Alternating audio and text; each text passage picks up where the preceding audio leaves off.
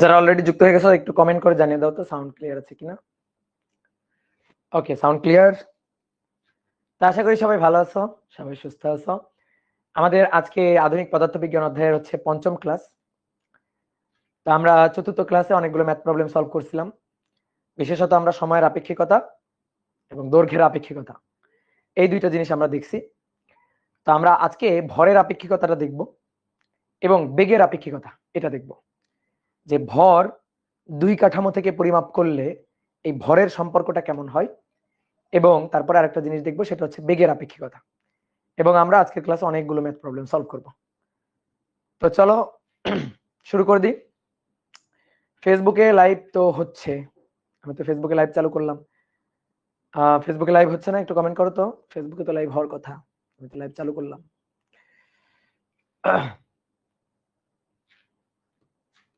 চুল অনেক বড় হয়ে গেছে, চুল কাটতে হবে।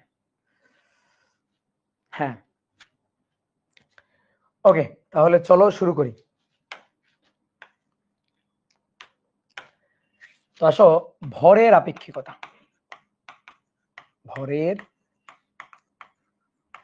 আপেক্ষিকতা, দেখো ভরের আপেক্ষিকতা এর প্রমাণটা না পড়িয়ে জাস্ট সূত্রটা লিখে দিলে আসলে হয়।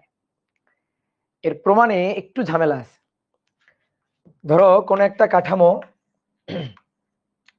এই কাঠামোটা হচ্ছে এস কাঠামো। এস কাঠামোর সাপেক্ষে ধ্রুব ভি বেগ নিয়ে চলমান। এস ড্যাশ কাঠামো ধ্রুব ভি বেগ নিয়ে চলছে। মনে করো কোন একটা বস্তু, তুমি এস কাঠামোতে ছিলে, তো তোমার হাতে ধরো কোন একটা বস্তু ছিল, ধরো এই যে হাতে ছিল। তো প্রথমে তোমার হাতে ছিল, তাহলে তোমার সাপেক্ষে ওই বস্তুর বেগ 0 ছিল, কোনো বেগ ছিল না। এবার তুমি এই বস্তুটাকে রকেটে উঠায় দাও। এটা হচ্ছে রকেটের কাঠামো। এই যে রকেটের কাঠামো, এই রকেটে করে বস্তুটা ভি বেগ নিয়ে চলে যাচ্ছে। ভি বেগ, এই যে রকেট, রকেটে করে এই যে বস্তুটা তুমি রকেটে উঠাই দিছো, আর রকেটে করে বস্তুটা যখন চলে যাচ্ছে, তো তোমার হাতে যখন ছিল, যখন তোমার হাতে বস্তুটা ছিল, তখন তুমি যে ভরটা পরিমাপ করছিলা, সেই ভরটা হচ্ছে এম নট। তোমার হাতে যখন ছিল, তোমার সাপেক্ষে বস্তুটা স্থির, তাহলে তুমি যে ভরটা পরিমাপ করছিলে সেটা হচ্ছে এম নট। এই যে ক্যালকুলেটরটা, এটা আমার হাতে আছে। তো যখন আমার হাতে আছে, তখন আমি যে ভরটা পরিমাপ করব, দ্যাট ইজ এম নট। এবার এই ক্যালকুলেটরটা, একটা রকেট আসলো, আমি ক্যালকুলেটরটাকে রকেটের মধ্যে উঠাই দিলাম। রকেটের মধ্যে উঠাই দিলাম, ক্যালকুলেটরটাকে রকেট নিয়ে চলে যাচ্ছে। রকেটটা ভি বেগে গতিশীল। এইবার যখন আমি এখান থেকে ওই যে বস্তুটার ভরটা পরিমাপ করব, তাহলে এবার আমি যেটা পরিমাপ করব সেটা হচ্ছে এম। আমি এখান থেকে যে ভরটা মাপবো, সেই ভরটা অর্থাৎ গতিশীল অবস্থায় যে ভরটা, সেটা হচ্ছে এম আর কি। তো এম এবং এম নটের মধ্যে সম্পর্কটা কেমন হবে? তো এম এবং এম নটের মধ্যে সম্পর্কটা হবে এরকম, যে M equal to M naught divided by root over 1 minus V square by C square. এইটা হবে হচ্ছে সূত্র। এটা ভরের আপেক্ষিকতার সূত্র। এখন বিশ্বাস করে নিলে, যদি তুমি বিশ্বাস করে নাও সূত্রটা, যে ভাই পূর্ণ বিশ্বাস, তাহলে আর আমার প্রমাণ দেখানো লাগে না। কিন্তু যদি একটু বিশ্বাস না করো, তাহলে একটু প্রমাণ দেখানো লাগে। বাট এর প্রমাণে একটু ঝামেলা আছে। আসলে সময়ের আপেক্ষিকতা, দৈর্ঘ্যের আপেক্ষিকতা, বেগের আপেক্ষিকতা, ভরের আপেক্ষিকতা, এইটা আসলে এইভাবে প্রমাণ করে না। আমরা আসলে ভরবেগের সূত্রটা দেখি, ভরবেগ, তারপরে শক্তি। নরমালি আপেক্ষিকতার এই সূত্রগুলো আমরা দেখি আর কি, এই সূত্রগুলো আমরা ডেরিভেশন করি। তো এই সূত্রগুলা থেকেই আসলে এই যে ভরের আপেক্ষিকতার ব্যাপারটা আনা যায়। ঠিক আছে, তো তারপরেও তারপরেও আমরা এটা একটু প্রমাণ করব। কিন্তু এটা প্রমাণ করব হচ্ছে আমরা একটু, মনে করো একটা জিনিস জানি এটা ধরে। যেমন আমরা যদি এই গতিশীল বস্তু, এই যে এই বস্তুটা, এই বস্তুটা যখন গতিশীল, তখন তো তুমি যে ভরটা দেখবা, সেই ভরটা হচ্ছে এম। ঠিক আছে, আর কত বেগে? ভি বেগে গতিশীল, যেখানে ভি বেগটা আলোর বেগের কাছাকাছি বেগ, কিন্তু ভি বেগটা আলোর বেগের কাছাকাছি বেগ। তো তখন এই বস্তুর যে শক্তি, মোট শক্তি, সেই মোট শক্তির যে সূত্রটা আসবে, মোট শক্তি, তার যে সূত্রটা আসবে সেটা হচ্ছে equal to M C square. গতিশক্তি না কিন্তু, মোট শক্তি, মোট। এই বস্তুটা রকেটের মধ্যে আছে, রকেট ভি বেগে গতিশীল, তাহলে বস্তুটার মোট শক্তি যেটা হবে সেটা হচ্ছে হাফ এম, মানে equal to M C square. এটা হচ্ছে মোট শক্তি। এম কি? এম হচ্ছে গতিশীল অবস্থায় তার ভর। এই যে যখন গতিশীল সেই অবস্থায় তার ভর। তো এইটা হচ্ছে মোট শক্তি ইকুয়াল টু এমসি স্কয়ার। তো এইটা আমরা জানি ধরে এইটা থেকে আমরা এটা প্রমাণ করব। M equal to M naught root over 1 minus V square by C square. এটা আমরা প্রমাণ করব। অর্থাৎ আমরা এটা জানি, এটা চিন্তা করে এই মর্মে আমরা এটা প্রমাণ করব। বুঝতে পারছো? এটা আমি প্রমাণ করতে পারবো না তা না, করবো, প্রমাণ করে দিব আর কি, আমাদের বইয়ে করা আছে। তো এটা আমরা জানি ধরে এটা প্রমাণ করব। কারণ তুমি বলতে ভাই এটা তো এখন আমরা প্রমাণ করি নাই, ইকুয়াল টু এমসি স্কয়ার এটা তো এখন আমরা প্রমাণ করি নাই। করব, আমরা সামনে করব, পরের দিন হয়তো আমরা, পরের ক্লাসে হয়তো আমরা এই সূত্রটা প্রমাণ করে ফেলবো। তো এই সূত্রটা যখন আমরা প্রমাণ করব তখন আবার, ঠিক আছে, দেখো একটু হাস্যকর লাগবে ব্যাপারটা, কিন্তু এটা ছাড়া আর করার কিছু নাই। তোমাদের যদি তৃষ্ণা মেটাইতে হয় তাহলে এই ছাড়া আর কোনো উপায় আপাতত আমার হাতে নাই। সেটা হচ্ছে ইকুয়াল টু এমসি স্কয়ার। এটা আবার প্রমাণ করতে হবে না? হ্যাঁ করব। তখন আবার এটা জানি ধরে এটা প্রমাণ করব। বুঝতে পারছো? তখন আবার এটা জানি, এটা চিন্তা করে এটা প্রমাণ করব। আর এখন যদি এই সূত্রটা প্রমাণ করতে চাই তাহলে এটা জানি ধরে এটা প্রমাণ করব। এইটাই হচ্ছে কাহিনী। বুঝতে পারছো? এই ছাড়া আপাতত মানে প্রমাণের আর কোনো গতি আমি পাচ্ছি না। ঠিক আছে, প্রমাণের আর কোনো, মনে করো যে দিক বা পথ আসলে আমি পাইতেছি না। এগুলা, এই ব্যাপারগুলো তো একটু জটিল, থিওরি অফ রিলেটিভিটির ব্যাপার, মডার্ন ফিজিক্সের ব্যাপার স্যাপার, একটু তো কাহিনী আছে আর কি। তো এই কারণেই তো ধরো আমাদের বইয়ে সবকিছু দেয় নাই। তোমাকে অলরেডি আমি যা পড়াইছি, যত জিনিস পড়াইছি, দেখবা লরেন্স রূপান্তরের যে ব্যাপার স্যাপার, ঠিক আছে, এগুলাকে যত ডিটেলস ভেঙে চুরে পড়াইছি, দেখবা আমাদের বোর্ড বইতে এত কিছু নাই। বোর্ড বলতে জাস্ট 3টা সূত্র দিয়ে খালি চলো, ডিরেক্ট ম্যাথ। ঠিক আছে, L equal to L naught root over 1 minus V square by C square, T equal to T naught divided by root over 1 minus V square by C square, M equal to M naught divided by root over 1 minus V square by C square. চলো এই 3টা সূত্র জানি। ওকে, এই 3টা সূত্র জানা হয়েছে, 3টা সূত্র মুখস্থ করো। চলো এবার ম্যাথ করতে ঝাঁপাই পড়ি। বোর্ড বই কিন্তু এটাই, এর বাইরে ওইভাবে কিন্তু কোনো ডেরিভেশন করে নাই। তো চলো তারপরেও আমরা দেখি, এটা একটু প্রমাণ দেখি। তো ধরে নাও জানি আমরা ই ইকুয়াল টু এমসি স্কয়ার, এটা আমরা জানি আইনস্টাইনের সেই বিখ্যাত সূত্র ইকুয়াল টু এমসি স্কয়ার। ধরো এটা আমরা জানি যে কোনো বস্তুর মোট শক্তি ই কত হবে, ইকুয়াল টু হবে এমসি স্কয়ার। এটা জানি চিন্তা করে আমরা এটা একটু প্রমাণ দেখি। ঠিক আছে, তো চলো ভরের আপেক্ষিকতা প্রমাণ। ভরের আপেক্ষিকতার প্রমাণ। ধরো তুমি পৃথিবীতে আসো, আর্থ, তুমি পৃথিবীতে আসো, এই যে তুমি এখানে দাঁড়ানো আছো, তোমার হাতে একটা বস্তু ছিল, এই যে এটা, এই বস্তুটার ভর তোমার হাতে যখন আছে তখন তুমি যদি ভরটা মেপে রাখো, দ্যাট ইজ এম নট মাপছো। এবার একটা রকেট আসছে, এই যে রকেটটা, এই রকেটে এবার তুমি এই বস্তুটাকে তুলে দিছো। রকেটটা ভি বেগ নিয়ে গতিশীল, যেখানে ভি বেগটা আলোর বেগের কাছাকাছি একটা বেগ। এই হচ্ছে রকেট। এবার তুমি এই ভরটাকে রকেটে তুলে দিছো, দুইটা ভার না কিন্তু, তোমার হাতে ছিল যখন তখন তুমি ভর মেপে রাখছিলা এম নট, এবার রকেটের মধ্যে তুলে তুলে দিছো। এবার এই যে গতিশীল অবস্থায় এইবার আমি ভরটা মাপতে চাই, তাহলে এবার যে ভরটা সেটা হচ্ছে এম। এই এম এর হিসাবটা আমরা করতে চাই।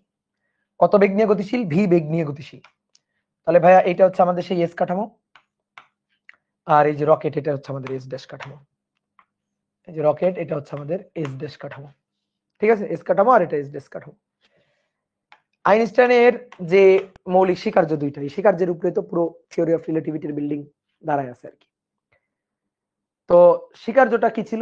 দুইটা স্বীকার্য ছিল। মৌলিক স্বীকার্যের মানে প্রথম স্বীকার্য যেটা ছিল সেটা কি ছিল, যে সকল জড় প্রসঙ্গ কাঠামোতে পদার্থবিদ্যার মৌলিক যে সূত্র বা নীতি আমরা যেগুলো জানি আর কি, সেগুলা একই রকম থাকবে। সেগুলা একই রকম থাকবে। যেমন আমি যদি তোমাকে জিজ্ঞেস করি ক্ষমতা কি, ক্ষমতা হচ্ছে শক্তি বা কাজের হার। ঠিক আছে, ডিডিটি অফ ডব্লিউ অথবা ডিডিটি অফ ই, ই মানে এনার্জি, অথবা ডব্লিউ মানে ওয়ার্ক।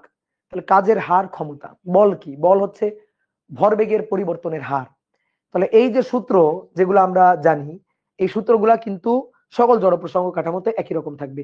এখন এসে নতুন করে যে আমরা মানে সূত্র বানাবো যে ক্ষমতা কি, ক্ষমতা হচ্ছে মনে করো যে শক্তির হার বা কাজের হার, এটা না হয়ে অন্য কিছু হবে, ধরো ক্ষমতা কি, ক্ষমতা বেগের হার, এরকম তার হবে না। তো সূত্রগুলা একই রকমই থাকবে। তাহলে আসো দেখো, আমরা শক্তি হিসাব করতে চাই, এর শক্তি। তো এর শক্তি ই ইকুয়াল টু কত? ই ইকুয়াল টু এমসি স্কয়ার। এই যে এটা আমরা জানি যে ই ইকুয়াল টু কত? মোট শক্তি, এটার মোট শক্তি। তাহলে মোট শক্তি, অনেকে বলতে ভাই এটা নিশ্চল অবস্থায় যখন ছিল তখন শক্তি না, তখন শক্তি তো নিশ্চল অবস্থায় হলে তার এম হইতো না। যখন গতিশীল তখন ভর এম নট চেঞ্জ হয়ে এম। এম নট ছিল স্থির অবস্থার ভর, যখন হাতে ছিল স্থির অবস্থায় ছিল, নিশ্চল অবস্থায় ছিল তখন ভর এম নট। যখন গতিশীল অবস্থায় তখন তো ভর এম। তাহলে গতিশীল অবস্থায় থাকাকালীন তুমি যখন ভর মাপবা তখন তো এম মাপবা, তাহলে মোট শক্তি ইকুয়াল টু এমসি স্কয়ার। তো আসো ক্ষমতা হচ্ছে পি। পি পি হচ্ছে ডিডিটি অফ ই, শক্তির হার ক্ষমতা। শক্তির হার ক্ষমতা, কাজ হার ক্ষমতা, এটা হচ্ছে ক্ষমতা। এই পি কিন্তু ক্ষমতার পি। এবার আমি যদি তোমাকে বলি আচ্ছা ভরবেগ, ভরবেগ P, P equal to MV. এই যে গতিশীল যখন অবস্থায় আছে তখন ভরবেগ কত? ভরবেগ P, P equal to MV. গতিশীল ভর আর তার বেগ ছিল কত? এই যে এই কাঠামোতে বেগ কত? ভি। তো ভরবেগ পি ইকুয়াল টু এমভি। তাহলে বল কি? বল বল বল হচ্ছে ভরবেগের পরিবর্তনের হার এফ। এফ ইকুয়াল টু হচ্ছে DDT of P. DDT of P, বল বল হচ্ছে ভরবেগের পরিবর্তনের হার, আর ক্ষমতা হচ্ছে শক্তির পরিবর্তনের হার, শক্তির হার ক্ষমতা। তাহলে সবাই এবার একটু লেখাপাত দিয়ে বোর্ডে থাকো। দেখো এটা লিখতেছি, দেখো তো বোঝো কিনা। P equal to F V, বলো তো এই সূত্রটা বোঝো কিনা? Equal to F V, P equal to F V, বলো এটা বুঝো কিনা? P equal to F V, ক্ষমতা পি, এটা কাজ ক্ষমতা শক্তি অধ্যায়ের সূত্র, মনে টনে পড়ে? কাজ ক্ষমতা শক্তি অধ্যায়ের সূত্র। পি, পি ইকুয়াল টু, কিভাবে ধরো এফ ভি আসলো আমি একটু ছোট্ট করে যদি দেখাই। পি হচ্ছে উপরে কাজ ডাব্লিউ, নিচে হচ্ছে টি, আর ডাব্লিউ ইকুয়াল টু কি? W equal to F S cos theta, বা ধরো এফ এস কস থিটা ধরো 0, কস 0 ডিগ্রি, ডিভাইডেড বাই টি। এই এস বাই টি হচ্ছে ভি। তাহলে এফ ভি আমি একেবারে খুবই সিম্পল ভাবে দেখালাম। ঠিক আছে, এগুলো নিয়ে অনেক কাহিনী আছে, অনেক কথাবার্তা বলা যায়, সেটা কাজ ক্ষমতা শক্তি অধ্যায়ে বলা যাবে। তো P equal to F V. এবার DDT of E equal to এই যে এমসি স্কয়ার। এমসি স্কয়ার এটা কি? বল। বল মানে কি? ভরবেগের পরিবর্তনের হার। ওই যে ভরবেগের পরিবর্তনের হার। তাহলে DP DT V DDT M C square. DDT M C square. V কে সাইডে রাখলাম, ভি সামনে থাকুক। ডিপি ডিটি ভাই ডি ডিটি পি, পি মানে তো এমভি, এমভি ভরবেগ এই যে পি ইকুয়াল টু এমভি। এবার D DT equal to MC square, MC square. এখন আসো একটা কাজ করব আমরা, আমরা উভয় পক্ষকে 2m দিয়ে গুণ করব। এখানে উভয় পক্ষকে 2m দিয়ে গুণ করব। তাহলে এটাকে যদি আমরা 2m দিয়ে গুণ করি তাহলে 2mv ডি ডিটি, এখানেও তাই 2m দিয়ে গুণ করব। তাহলে 2m D DT M C square, M C square. আচ্ছা একটা জিনিস খেয়াল করে দেখো, এই যে 2mv কি করলাম আমরা, একটু লিখি, উভয় পক্ষকে 2m দিয়ে গুণ করে দিলাম, 2m দিয়ে উভয় পক্ষকে গুণ করে দিলাম। এবার একটা জিনিস দেখো 2mv ডিডিটি এমভি। অনেক বলতে ভাই এম বা ভি কোনোটাকে বাইরে নিয়ে আসবো না? না, আনার দরকার নেই, দুটোই চলক এখানে, এমও চলক ভিও চলক আর কি। তো থাকুক, ওরা ওরা ভেতরেই থাকুক। এবার এই যে 2m DM DDT of M C square, C square এটা তো ধ্রুবক, সি স্কয়ার এটা তো ধ্রুবক। তাহলে এই সি স্কয়ারটাকে যদি বাইরে নিয়ে আসি, সি স্কয়ার বাইরে থাকলো, তাহলে সি স্কয়ার, দেখো এই যে C square 2m DDT of M. ঠিক আছে, এবার আসো আমরা ইন্টিগ্রেশন করব। কি করবো এবার? ইন্টিগ্রেশন। আমরা কেন 2m গুণ দিলাম? এই যে 2m টা, এটা কেন গুণ দিলাম? কি লাভ? ভাই ইন্টিগ্রেশন করব তাই গুণ দিলাম। ইন্টিগ্রেশন করার জন্য আমরা 2m টাকে গুণ দিছি। অনেক সময় ইন্টিগ্রেশন করতে হবে, ইন্টিগ্রেশন করার মতো অবস্থায় নেই, চালাকি করে কিছু একটু গুণ টুন দিলে সুন্দর ইন্টিগ্রেশন করা যাবে। তো সেই কাজটাই আমরা করছি, এবার তুমি বুঝতে পারবা। এই যে দেখো 2mv MV DDT of MV, ভাই এটারে যদি ইন্টিগ্রেশন করা হয়, এই লাইনটারে যদি এইটুকুকে যদি ইন্টিগ্রেশন করা হয়, ইন্টিগ্রেশন যদি করা হয় তাহলে হবে এম স্কয়ার ভি স্কয়ার, যদি ইন্টিগ্রেশন করা হয়। ঠিক আছে, এটাকে যদি ইন্টিগ্রেশন করা হয় তাহলে এটা হবে এম স্কয়ার ভি স্কয়ার। ঠিক আছে, এটা কি বুঝলাম? আচ্ছা, যদি না বুঝি দেখো আরেকটু ভেঙে লিখতেছি, ডি ডিটি এম ভি তার স্কয়ার, বা ডি ডিটি এম ভি, হ্যাঁ এভাবে লিখি, ডি ডিটি এম ভি তার হোল স্কয়ার। ঠিক আছে, এটাকে ইন্টিগ্রেশন করলে এটা, এইখানে কি হবে, এখানে তো সি স্কয়ার আছেই, 2m ডিডিটি অফ এম, মানে এটা এম স্কয়ার। ঠিক আছে, বা এভাবে লিখি ডিডিটি ডিডিটি এম স্কয়ার। দেখো যোগজীকরণ করে, যেটাকে আমরা যোগজীকরণ করছি, যোগজীকরণ, উপরের লাইনটাকে যোগজীকরণ করে এটা আমরা পাই। ভাই বুঝলাম না, এটাকে যোগজীকরণ করে এটা বুঝলাম না, বুঝতে হবে না। এই লাইনটাকে যোগজীকরণ করে এটা বুঝতে হবে না, তুমি এই লাইনটাকে অন্তরীকরণ করে দেখো তো ওই লাইনটা পাওয়া যায় কিনা। অন্তরীকরণ করব, কি করব, অন্তরীকরণ করব, তাই তো? আসো এটার অন্তরীকরণ করব। 2 সামনে আসলো, এম ভি পাওয়ার 2 মাইনাস 1, এক কমে গেল, শেষ হয়েছে না, টি এর সাপেক্ষে, তাহলে একে আরেকবার করতে হবে, তাহলে ডিডিটি অফ এম ভি, বুঝলা? বলো বুঝলা কিনা? ওকে, ক্লিয়ার? ওকে, এবার আসো এইটাকে অন্তরীকরণ করব। সি স্কয়ার ধ্রুবক সসম্মানেও সাইডে থাকে, এম এর পাওয়ার 2 সামনে আসলো 2, এম এম 2 থেকে 1 কমে গেল এম, এবার এম কে আরেকবার, কারণ টি এর সাপেক্ষে, তাহলে ডিএম ডিটি, ডিএম ডিটি। এবার দেখো এই লাইনটা আসছে কিনা উপরে, আছে কিনা উপরে, কি তাই না? তাহলে এই লাইনটাকে যোগজীকরণ করে এটা পাওয়া যায়। এইবার দেখো, এবার এখনো এখনো কিন্তু আমরা যোগজীকরণ ওইভাবে করে পারি নাই। এইবার যোগজীকরণ করলে একটা ধ্রুবক দিতে হবে, তাহলে এইবার দেখো ডিডিটি ডিডিটি বাদ দিয়ে দাও, তাহলে এম স্কয়ার ভি স্কয়ার, এই যে এম স্কয়ার ভি স্কয়ার যোগজীকরণ করলাম, যোগজীকরণ করলে ডিটি গায়েব, তাই না? যোগজীকরণ যদি করি তাহলে ডিটি তো গায়েব, এটা ডিফারেন্সিয়েশন করা আছে, যোগজীকরণ করবে এম স্কয়ার ভি স্কয়ার। এইখানে কি হবে, এইখানে হবে সি স্কয়ার এম স্কয়ার, যোগজীকরণ করে। এবার একটা ধ্রুবক দিতে হয়, যোগজীকরণ করলে একটা ধ্রুবক আনতে হয়, সেই ধ্রুবকটা হচ্ছে কে, তাহলে M square V square equal to C square M square plus হচ্ছে কে, কে হচ্ছে ধ্রুবক। এইবার সেই ধ্রুবকের মানটা বের করব। আমরা এরকম টাইপের একটা ইন্টিগ্রেশন করছিলাম সরল ছন্দিত স্পন্দন গতির অধ্যায়ের সরণের ইকুয়েশন প্রমাণ করার সময়। এই কে এর মানটা বের করতে চাই, কে এর মানটা বের করব ইনিশিয়াল কন্ডিশন অ্যাপ্লাই করে। বাম পাশে কে নেই কেন, ওই তো বাম পাশে একটা কে আছে, ডান পাশে একটা কে আছে, বাম পাশে কে ওয়ান আছে, ডান পাশে কে টু আছে। এই কে ওয়ান আর কে টু দুটোই ধ্রুবক, তো এক পাশে নিয়ে আসলে কে ওয়ান প্লাস কে টু বা কে ওয়ান মাইনাস কে টু যাই করে পাই, ধ্রুবকে ধ্রুবকে যোগ বিয়োগ গুণ ভাগ যাই করি না কেন ধ্রুবক কে। একজন বলছে এই পাশে কে নাই কেন, অবশ্যই এই পাশে দাও একটা কে, কোনো সমস্যা আছে দিলে? ডিরেক্ট ইন্টিগ্রেশন করা যায় না, ওই যে 2m টা গুণ না দিয়ে তো তুমি ডিরেক্ট ইন্টিগ্রেশন করতে পারবে না। ইন্টিগ্রেশন খুবই মনে করো খেসরা জিনিস, ইন্টিগ্রেশন ডিফারেন্সিয়েশনের মতো সহজ রাস্তায় হয় না। ইন্টিগ্রেশন করতে গেলে মনে করো একটু কাপঝাপ করা লাগে, ঠিক আছে? ইন্টিগ্রেশন করতে গেলে একটু কাপঝাপ করা লাগে।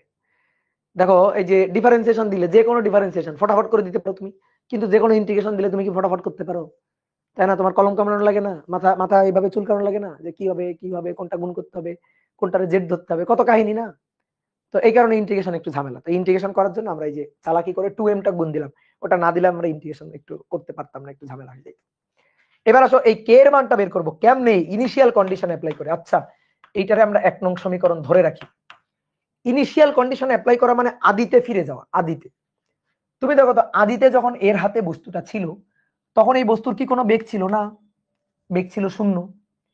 তাহলে যখন বেগ 0 ছিল, যখন বেগ 0 ছিল তখন ভর কিন্তু ছিল এম নট, অর্থাৎ এম ছিল এম নট। তাহলে ভি যখন 0 ছিল তখন এম ছিল ভাই এম নট, বুঝলা? জাস্ট ভি যখন 0 এম তখন এম নট, এখানে খালি বসাই দাও। তাহলে ইনিশিয়াল কন্ডিশন অ্যাপ্লাই করে 1 নং থেকে আমরা পাই ভি যখন 0, এই যে ভি 0, তাহলে এই পার্টটা 0, এম স্কয়ার ইন্টু 0, তখন এটা তো সি স্কয়ার আর এম স্কয়ার, যখন ভি এর মান 0 তখন এই এম এর মান তো এম নট, তাহলে এম নট স্কয়ার। ঠিক আছে, এই যে এম নট স্কয়ার প্লাস কে।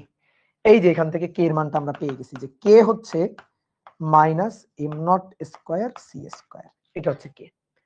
এবার কে এর মান 1 নং সমীকরণে বসিয়ে পাই, তাহলে আবার কে এর মান 1 নং থেকে পাই, 1 নং সমীকরণ থেকে পাই, তাকাও একটু তাকাও সবাই, 1 নং সমীকরণে চলে যাই।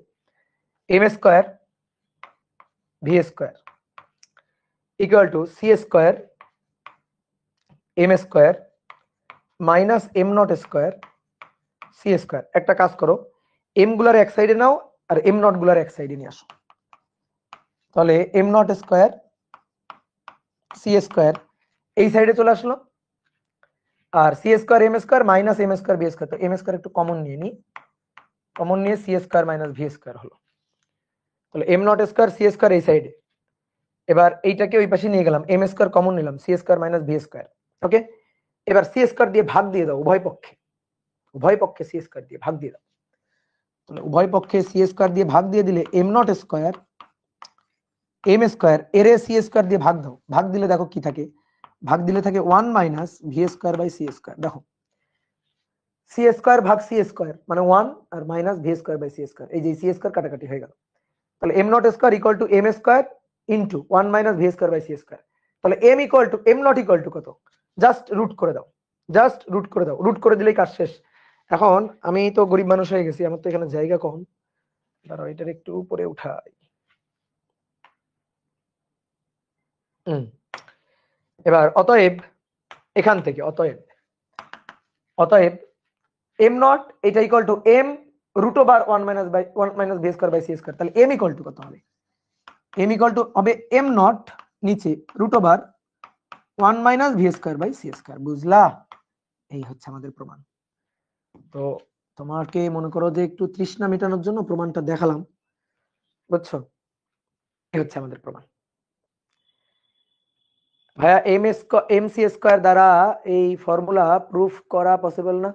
এম সি স্কয়ার ছাড়া এই ফর্মুলা প্রুফ করা পসিবল, কিন্তু একটা ঝামেলা আছে, বেশ মনে করো যে কষ্ট আছে, যাবে প্রমাণ করা যাবে, যাবে না তা না, ঠিক আছে, আমি একটা বইয়ে দেখছিলাম, কিন্তু অনেক ঝামেলা, ভাল লাগে না আমার কথা।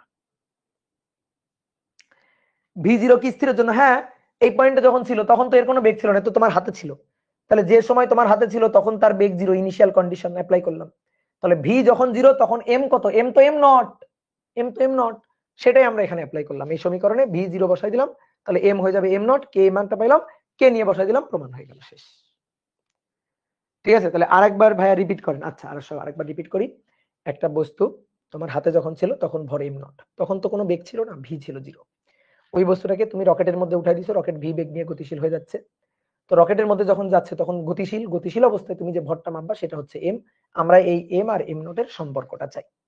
তো এইটুকু আমরা জানি যে E equal to M C square, এটা আমরা জানি, ঠিক আছে, কোত্থেকে জানি এটা আমরা পরের দিন হয়তো প্রমাণ করে ফেলবো, তো আপাতত তুমি ধরে রাখতে হবে যেটা আমরা জানি, এটা জানি ধরেই আমরা প্রমাণ করব।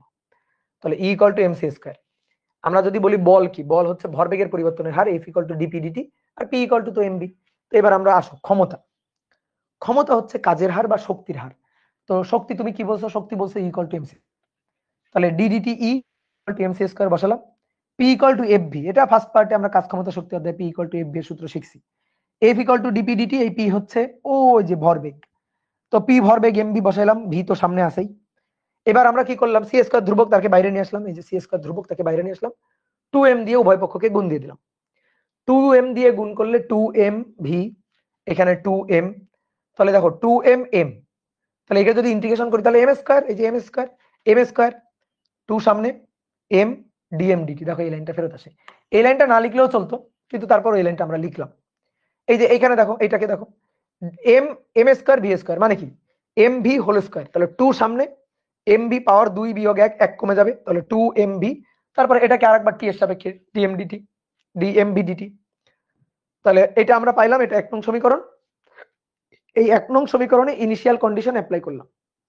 দাদা equal to MC square proof করলাম না, করি না এখনো, এটা আমরা প্রমাণ করব সামনে, ঠিক আছে, প্রমাণ করব। তো আমরা ইনিশিয়াল কন্ডিশন অ্যাপ্লাই করে কে এর মানটা বের করলাম, কে এর মানটা নিয়ে 1 নং সমীকরণে আবার বসালাম, বসানোর পর এম আর এম নটের সুন্দর করে সম্পর্ক পেয়ে গেলাম। কথা বুঝতে পারছো? ওকে, তাহলে এইটা হচ্ছে ভরের আপেক্ষিকতা। একটা 2 মার্কের কোশ্চেন আসে জানো, 2 মার্কের কোশ্চেনটা হচ্ছে কোন বস্তু কেন আলোর বেগ নিয়ে চলতে পারবে না? কোন বস্তু আলোর বেগের কাছাকাছি বেগ নিয়ে গতিশীল হতে পারবে, কিন্তু কোন বস্তু আলোর বেগ নিয়ে চলতে পারবে না। এই যে আলোর বেগের বেশি বেগ সম্ভব নয়, তো কেন আলোর বেগের বেশি বেগ সম্ভব নয়, বা কেন কোন বস্তুর বেগ আলোর বেগ হতে পারে না, আলোর বেগের সমান হতে পারে না, আলোর বেগের সমান হতে পারে না? কেন পারে না? কারণ কোন বস্তুর বেগ যদি আলোর বেগের সমান হয়, তাহলে সেই বস্তুকে গতিশীল রাখার জন্য অসীম শক্তির যোগান দিতে হবে, যেটা শক্তির সংরক্ষণশীলতা পরিপন্থী একটা কথা। মহাবিশ্বের শক্তির পরিমাণ নির্দিষ্ট। কোন বস্তুকে যদি তুমি আলোর বেগে গতিশীল করো, তাহলে তার পিছনে তোমার অসীম শক্তির যোগান দিতে হবে। ভাই কি বলতেছেন, এত কঠিন কঠিন বাংলা কথা। আসো, যদি কোনো বস্তু গতিশীল থাকে, তাহলে গতিশীল অবস্থায় তার ভর m হবে, নিশ্চল অবস্থায় তার ভর m0 দিয়ে √1 - v²/c²।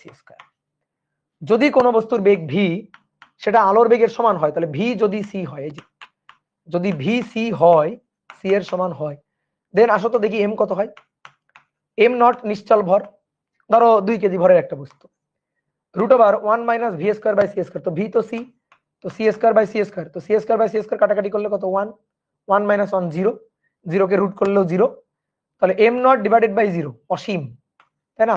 মানে কোনো কিছুকে 0 দিয়ে ভাগ করলে আসলে অসংজ্ঞায়িত, কিন্তু আসলে কোনো কিছুকে 0 দিয়ে ভাগ করলে একটা অসীম বড় সংখ্যার দিকে যায় না? কোনো কিছুকে 0 দিয়ে ভাগ করলে ভাগফল টেন্স টু ইনফিনিটি আর কি। এটাকে পুরোপুরি অসীম লেখাটা ঠিক না, টেন্স টু ইনফিনিটি আর কি, অসীমের দিকে। তাহলে ভর অসীম অসীম হয়ে যাচ্ছে, অসীমের দিকে যাচ্ছে, টেন্স টু ইনফিনিটি। এবার ই ইকুয়াল টু, ভর অসীম হোক, সমস্যা নেই, ভর অসীম হবে হোক, ভরের ইচ্ছা হয়েছে অসীম হইতে হোক, ওই অসীম শক্তির জন্য, অসীম ভরের জন্য শক্তি যে ইকুয়াল টু mc²। এবার যদি m যদি ইনফিনিটি অসীম হয়, তাহলে ইও তো অসীম হয়ে যাবে, তাহলে ইও তো টেন্স টু অসীম। বোঝা গেল? যদি m এর মান ইনফিনিটি বসাই, তো ইও তো অসীম, তাহলে ইও টেন্স টু হয়ে যাবে অসীম। এবার কোন বস্তুর শক্তি অসীম, অর্থাৎ এই বস্তুকে যদি তুমি আলোর বেগে গতিশীল করতে চাও, তাহলে অসীম শক্তির যোগান দিতে হবে। আলোর বেগে গতিশীল করতে চাইলে অসীম শক্তির যোগান দিতে হবে। এটা সম্ভব? অসীম শক্তির যোগান দরকার,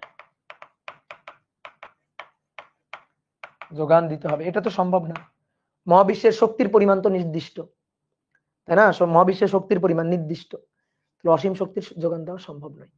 যেহেতু অসীম শক্তির যোগান দেওয়া সম্ভব নয়, সুতরাং কোনো বস্তু আলোর বেগে চলতে পারে না। তাহলে অসীম শক্তির যোগান দিতে হবে, সেটা সম্ভব নয়, যা সম্ভব নয়, সুতরাং কোনো বস্তু আলোর বেগে চলতে পারবে না। তাহলে সর্বোচ্চ বেগটাই আলোর বেগ। সুতরাং 2 মার্কের প্রশ্ন কিন্তু আসে, সুন্দর করে এভাবে লিখে দিবা। সুতরাং কোনো বস্তু আলোর বেগে চলতে পারবে না, যদি কোনো বস্তু আলোর বেগের কাছাকাছি বেগ নিয়ে গতিশীল হয়, তাহলে তার ভর, গতিশীল অবস্থায় ভর, সেটা স্থির অবস্থায় ভর m0 এর সমান আর থাকে না। তো কি হয়? বেশি হয়ে যায়। যেমন দৈর্ঘ্য সংকুচিত হয়, কাল দীর্ঘায়িত হয়, আর ভরও এরকম বেশি হয়, ভরের মানও বেড়ে যায়। ঠিক আছে, ভরের মানও বেড়ে যায়। ই হচ্ছে প্রদত্ত শক্তির, মানে ই হচ্ছে বস্তুর শক্তি। তো এই বস্তুর শক্তি, তো শক্তির যোগান তো দিতে হবে, তাই না? শক্তি তো আসবে কোথাও না কোথাও থেকে। তো এই শক্তি, অসীম শক্তি তো যোগানোর পিছনে দেওয়া সম্ভব নয়। ওই বস্তুটাকে তুমি বেগ নিয়ে গতিশীল করবা, তা আলোর বেগে গতিশীল করতে গেলে অসীম শক্তির যোগান দিতে হবে, এটা তো সম্ভব হবে না। ঠিক আছে, তাহলে আমরা যেটা বলতেছিলাম যে তাহলে সময় সংকুচিত হয়, সময় দীর্ঘায়িত হয়, কাল দীর্ঘায়ন হয়, সময় সংকুচিত হয়, ভরের কি হয়? ভরও বেড়ে যায়। তাহলে m > m0 হয়। ঠিক আছে, ভর বেড়ে যায়, গতিশীল অবস্থায় ভর বেশি হয়, গতিশীল অবস্থায় ভর বেড়ে যায়। ব্যাখ্যা করো। 2 মার্কের প্রশ্ন আসে, ব্যাখ্যা করো, গতিশীল অবস্থায় ভর যে বেড়ে যায়, ব্যাখ্যা করো। তো তুমি ব্যাখ্যা করবা, এভাবে সূত্রটা লিখবা, m = m0 √1 - v²/c²। এবার লিখবা যে v এর মান, v এর মান তো c এর চেয়ে বেশি হইতে পারবে না, সমানিত হইতে পারবে না, সমানিত হইতে পারবে না, এটা যে দেখালাম। তাহলে ভি এর মান সি এর তুলনায় কম, তাহলে ভি বাই সি এটা একের তুলনায় কম, তাহলে V square by C square এটাও একের তুলনায় অনেক কম। এবার 1 minus V square by C square তার মানও একের তুলনায় কম, তার রুট করলে সেটাও একের তুলনায় কম। বুঝছো নাকি? বলো বুঝছো না বুঝছো নাই? ভি এর মান সি এর তুলনায় কম, তাহলে V square by C square এটা একের চেয়ে কম, কারণ উপরে ছোট নিচে বড়। এবার যদি এক থেকে আবার এটা বিয়োগ দিই, এটা এমনি একের কম, আবার এক থেকে বিয়োগ দিচ্ছি, তো এক থেকে বিয়োগ দিলে স্বাভাবিক, এক থেকে বিয়োগ দিচ্ছি তো এটা তো একের কমই হবে। এবার একের কম, এটা একের কম, তাহলে একের কম কোনো কিছুকে যদি কোনো কিছু দিয়ে ভাগ দিই, ধরো এম নট এর মান 2 কেজি ধরে নাও, ধরো এম নট 2 কেজি ভাগ 0.6 দিয়ে ভাগ দিলাম, তাহলে 2 কেজি হয়ে গেছে 3.33 কেজি, তাহলে বেড়ে গেল না? তাহলে এম বেড়ে গেল না? তাহলে এইটা যেহেতু একের চেয়ে কম এবং এম নটকে আমি সেটা দিয়ে ভাগ দিচ্ছি, তাহলে তো এম বেড়ে যাবে, তাহলে অতএব এম বড় এম নট হবে। ঠিক আছে, অতএব এটা হবে, তাহলে ভর বেড়ে যাবে, তাহলে অতএব ভর গতিশীল অবস্থায় বেড়ে যাবে, নিশ্চল অবস্থায় ভর যা তার চেয়ে বেড়ে যাবে। তাহলে কালের দীর্ঘায়ন হয়, ভরেরও আর কি দীর্ঘায়ন হয়, ভরও বেড়ে যায়।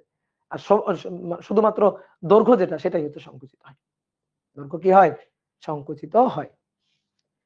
ভি তো সমবেগ, তাহলে কনস্ট্যান্ট হবে না? ভি সমবেগ তাহলে কনস্ট্যান্ট হবে না? কোন ভি?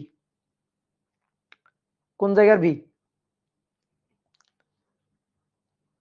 ভাই আগের ক্লাসের লাস্ট পার্ট তো বুঝিনি, আগের ক্লাসের লাস্ট পার্টটা বুঝিনি, কোন পার্ট আমি বুঝতে পারলাম না। ইনফিনিট এনার্জি দিয়ে কি বুঝাই? ইনফিনিটি মানে অসীম শক্তি যোগান দিতে হবে, এটা তো সম্ভব না। তো মানে পুরো মহাবিশ্বের যত শক্তি আছে সবই দিয়ে দিলে তো মহাবিশ্বের শক্তির পরিমাণ তো নির্দিষ্ট। আগের ভি কোন ভি? আগের ভি এই জায়গার ভি, এই ভি এটা তো ভরবেগ হিসাবে আমরা লিখছি, এটা তো ভরবেগ। ধরো ভি কনস্ট্যান্ট হলো, সমস্যা কি? ভি কনস্ট্যান্ট হলো, কিন্তু ভরবেগ সেটা তো পরিবর্তনশীল, আমি তো ভরবেগ হিসাবে লিখছি না। এই পি মানে তো ভরবেগ, ভি ধরো কনস্ট্যান্ট, কিন্তু এম তো পরিবর্তন হচ্ছে না গতিশীল অবস্থায় যখন আছে। এই ভিটা কনস্ট্যান্ট, হ্যাঁ কথা সত্যি, ভিটা কনস্ট্যান্ট, কিন্তু গতিশীল অবস্থায় ভর চেঞ্জ হচ্ছে না। তো ভর যদি চেঞ্জ হয় তো ভরবেগ চেঞ্জ তো হবেই। ভি কনস্ট্যান্ট, কিন্তু ভর চেঞ্জ হলে তো ভরবেগ চেঞ্জ হবে, তো আমরা সেই হিসাবে লিখছি না এখানে। বুঝতে পারছো? ওকে, তাহলে আসো এবার আমরা ছোট ছোট কিছু ম্যাথ করব। ম্যাথ নম্বর 1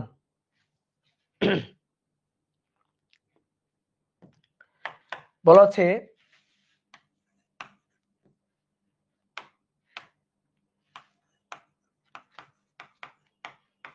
একটি বস্তু কত বেগে চললে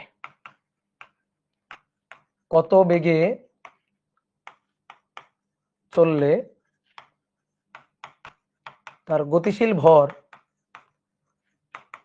অবস্থার ভর নিশ্চল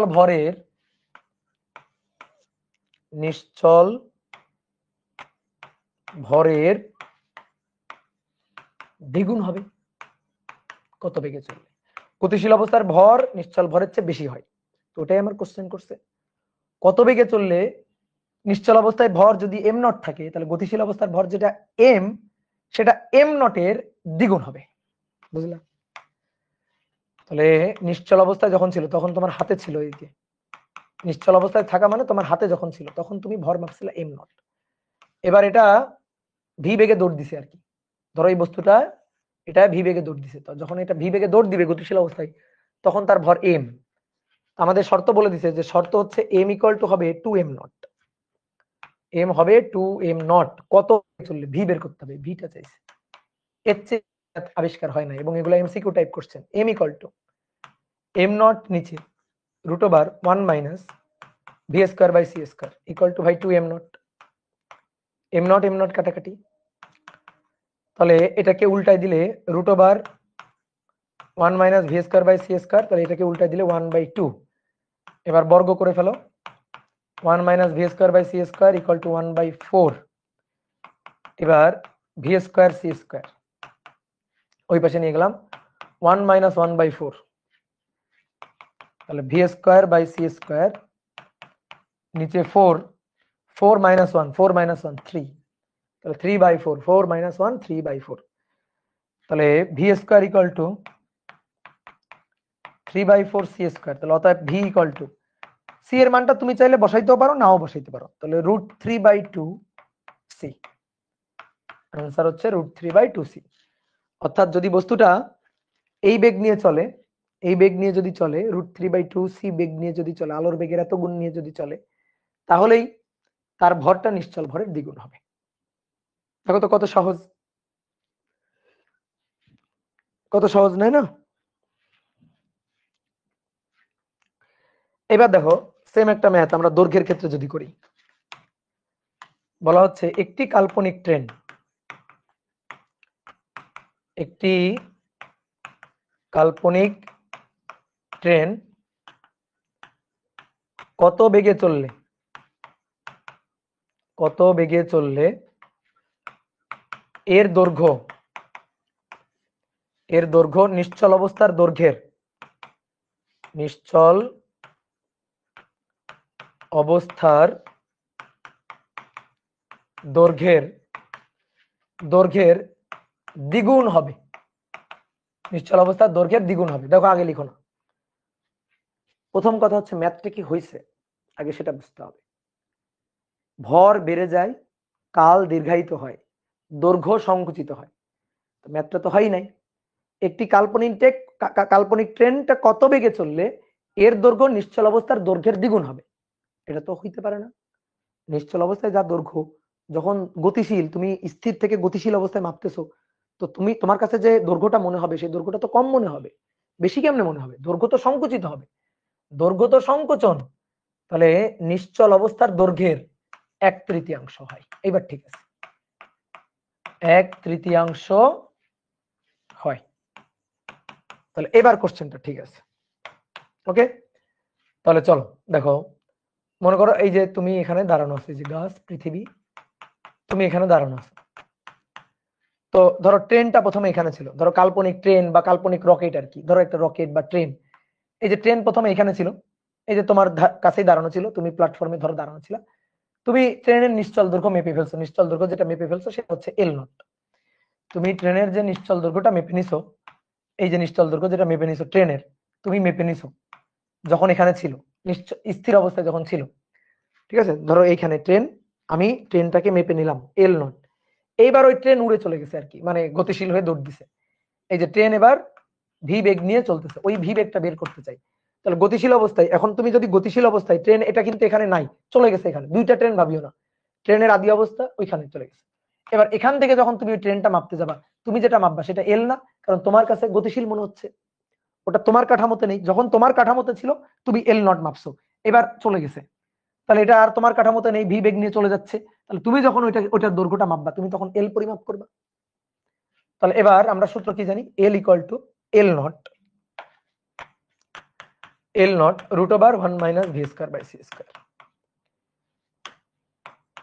তাহলে এল এর মানটা হবে, L0 এর 1/3, এলটা হবে L0 এর 3/1 তাহলে L0/3, L0 1 - v²/c²। L0 কাটাকাটি, 1/3 9, 1 - v²/c²। v²/c² এই পাশে নিয়ে আসো, v²/c² এই পাশে নিয়ে নিলাম, 1 - 1/9, তাহলে নিচে 9, 9 - 1 8, তাহলে v = 8/9, তার রুট যদি করি 3 × 9 3, উপরে 2√2 সি।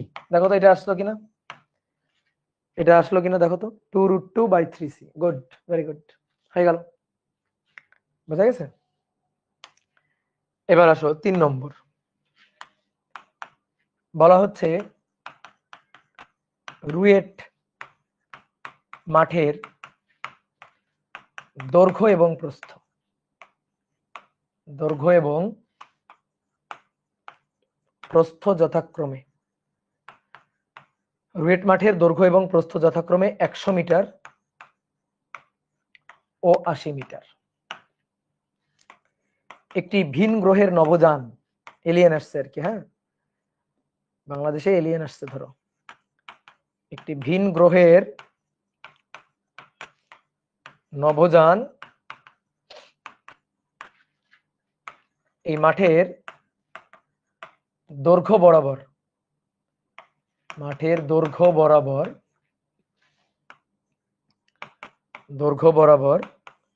0.6 বেগে উড়ে গেল, বেগে উড়ে গেল। তাহলে ভিন গ্রহবাসীর কাছে, ভিন গ্রহবাসীর কাছে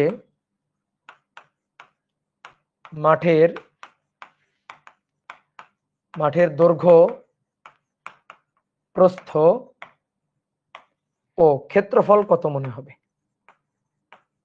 ও ক্ষেত্রফল কত মনে হবে? দেখো সুন্দর একটা কোশ্চেন, সুন্দর একটা কোশ্চেন। ধরো একটা মাঠ, তো কেমন মাঠ? আয়তাকার। এই যে 100 মিটার দৈর্ঘ্য আর 80 মিটার প্রস্থ। এখন নেমে আসছে ধরো একটা ভিন গ্রহের নভোযান চলে আসছে, এসে মাঠের উপর দিয়ে সাই করে উড়ে চলে গেছে। যে নভোযানের বেগ হচ্ছে 0.6। তো ওই যে নভোযানে যে নভোচারীরা ছিল, ভিন গ্রহবাসী যারা ছিল, তাদের কাছে মাঠের দৈর্ঘ্য কত মনে হবে, প্রস্থ কত মনে হবে, ক্ষেত্রফল কত মনে হবে, এইটা আমাদের বের করতে হবে। ঠিক আছে? এলিয়েন এক্সিস্ট করে না, ওই ধরে নাও ম্যাথের জন্য অনেক কিছু ধরতে হয়। তাহলে ভিন গ্রহবাসীর কাছে, ভিন গ্রহবাসী যে উড়ে চলে গেল, তো ওদের কাছে এই মাঠের দৈর্ঘ্য প্রস্থ ক্ষেত্রফল কত মনে হবে, এইটা আমাদের নিতে হবে। ঠিক আছে? এটা আমাদের হিসাব করতে হবে। তো দেখো এইটা হচ্ছে মাঠ, ভালো করে বুঝবা, এইটা হচ্ছে মাঠ। এইভাবে যদি উড়ে যায় রকেট, একটা রকেট বা একটা নভোযান, ধরো এই হচ্ছে নভোযানটা, এই হচ্ছে নভোযান। ঠিক আছে? এই নভোযান যদি এইভাবে, ভালো করে একটু তাকাও, এইভাবে যদি উড়ে যায়, তাহলে দৈর্ঘ্য বরাবর উড়ে গেল। নভোযান যদি এইভাবে উড়ে যায়, তাহলে দৈর্ঘ্য বরাবর, এই যে দৈর্ঘ্য বরাবর উড়ে গেল, দৈর্ঘ্য বরাবর। আর এইভাবে যদি উড়ে যায়, তাহলে প্রস্থ বরাবর, এটা প্রস্থ, প্রস্থ বরাবর উড়ে গেল। কিন্তু আমাদের কোশ্চেনে কি বলছে? বলছে দৈর্ঘ্য বরাবর উড়ে গেল, এইভাবে উড়ে গেল। বেগ কত? 0.6 মাঠের মাঠের মাঠে যারা খেলতেছিল, এই যে 100 মিটার 80 মিটার, এই 100 মিটার 80 মিটার কে বলছে ভাই? 100 মিটার 80 মিটার এটা কে বলছে? দেখো এদিকে থাকো, আমি একটু তোমার একটু 3D শেপে এঁকে দেখাই। এই হচ্ছে মাঠ, এই হচ্ছে মাঠটা, এই এই যে মাঠের, আবার মাঠটা আবার সামান্তরিক ভাবো না, 3D সাইড থেকে দেখতেছি। এই যে মাঠের দৈর্ঘ্য 100 মিটার, এই যে মাঠের প্রস্থ 80 মিটার, মাঠের প্রস্থ যে 80 মিটার। এই কথাগুলা কারা বলছে? এই কথাগুলা বলছে যারা মাঠে খেলতেছে। ধরো মনে করো এই যে তুমি মাঠে এই যে ফুটবল খেলতেছো, তুমি বলছো যে মাঠের দৈর্ঘ্য এত, প্রস্থ এত, এটা তোমার বলা। কিন্তু আমরা পৃথিবীতে যারা আছি তারা তারা আমরা বলছি রুয়েট মাঠের দৈর্ঘ্য এত, প্রস্থ এত। যারা আমরা প্রত্যেকদিন মাঠে খেলি তারা আমরা বলছি। এইবার এই যে পিকে মুভির যে নভোযান, এই যে নভোযান আসছে, ধরো এই হচ্ছে নভোযান, এই যে এই এলিয়েন বসে আছে বা ভিন গ্রহবাসী বসে আছে, এটা এই যে দৈর্ঘ্য বরাবর উড়ে যাচ্ছে, দৈর্ঘ্য বরাবর উড়ে চলে যাচ্ছে কত বেগে? ভি 0.6 বেগে। তাহলে এই যে নভোচারী, সে মাঠের দৈর্ঘ্য মাপবে, মাঠের প্রস্থ মাপবে, মাঠের, দাঁড়াও কি আমারে ফোন দিল, মনে রাখছি 10টার পরে আমার ফোন দেওয়া যাবে না।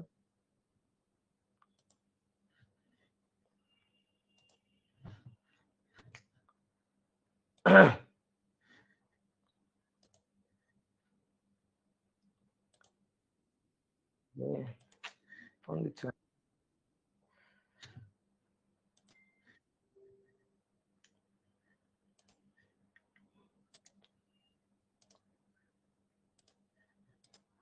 সাউন্ড ক্লিয়ার আছে দেখো তো?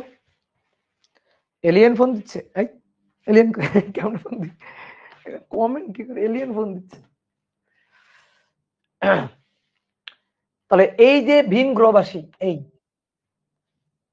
ভিন গ্রহবাসী, এই যে ভিন গ্রহবাসী, সে মাঠ মাপবে, সে মাঠের দৈর্ঘ্য মাপবে, এই যে সে মাঠের দৈর্ঘ্য মাপবে। তাহলে ওকে নিজের কাঠামো মাপতেছে, ও মাতবাড়ি করে আমাদের কাঠামো মাপতেছে, এই যে আমাদের মাঠ মাপতেছে।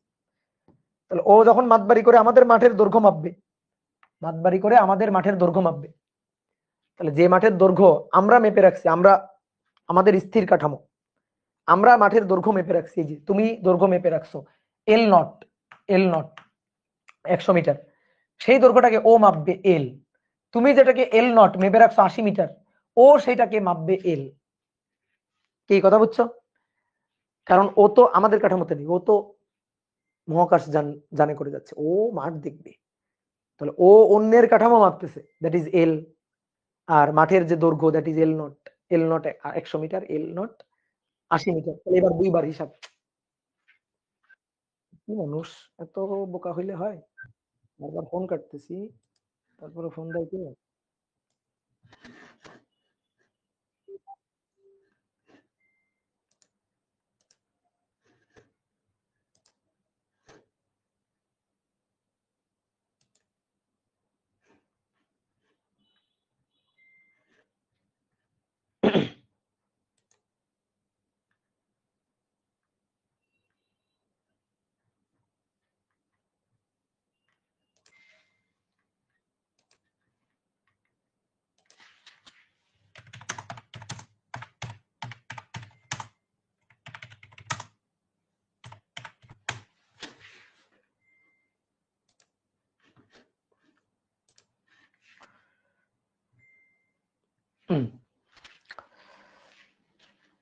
দেখো, তাহলে এ যখন মাঠ মাপবে, মাঠের দৈর্ঘ্য প্রস্থ মাপবে, দ্যাট ইজ এল মাপবে।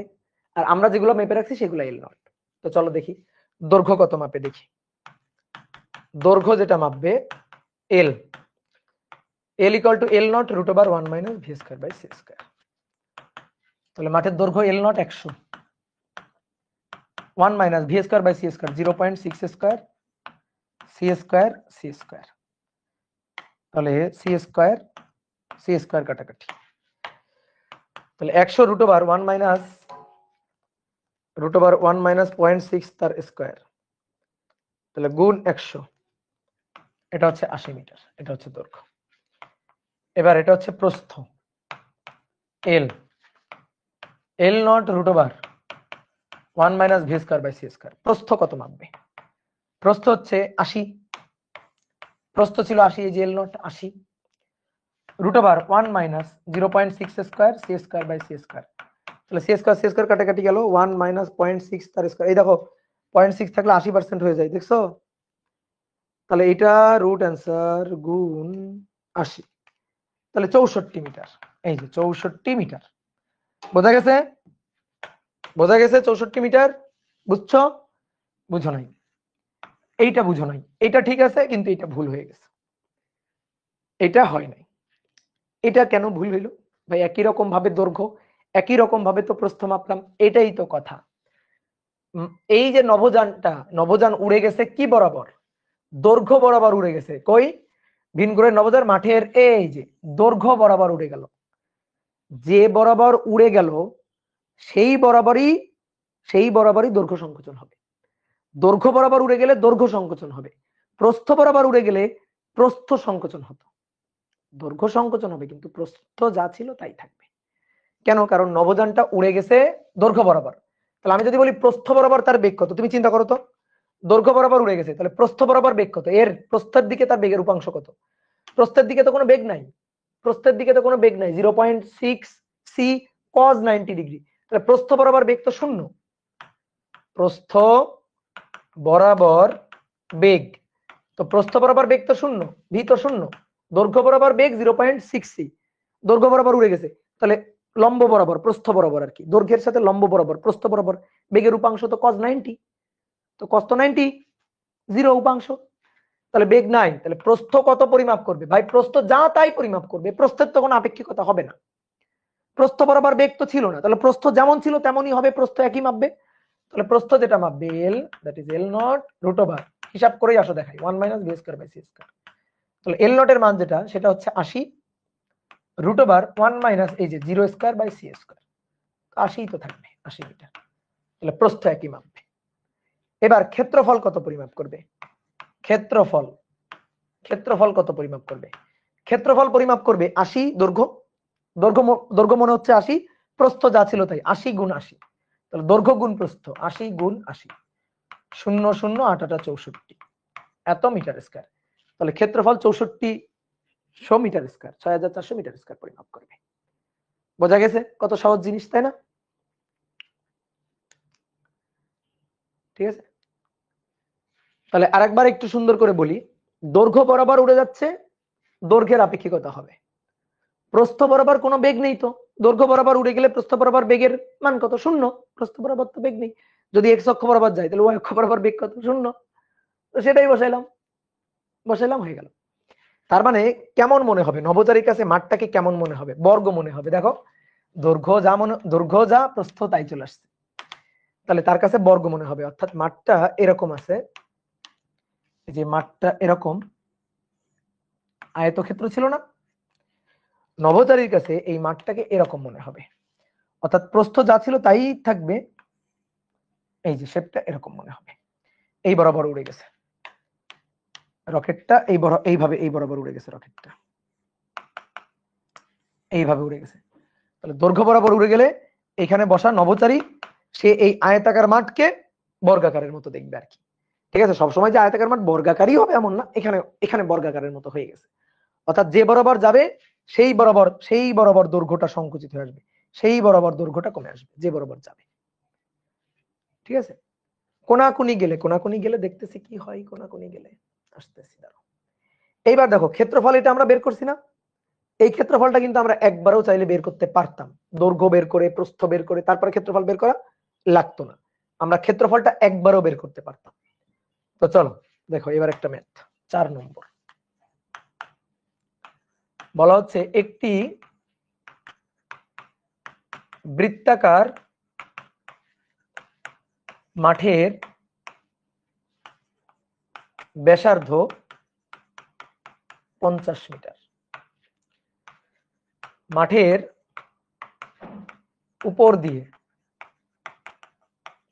উপর দিয়ে ব্যাস বরাবর কোন নভোযান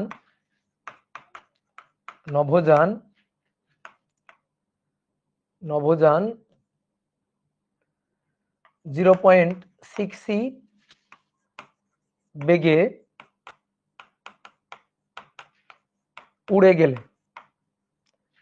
উড়ে গেলে এর ক্ষেত্রফল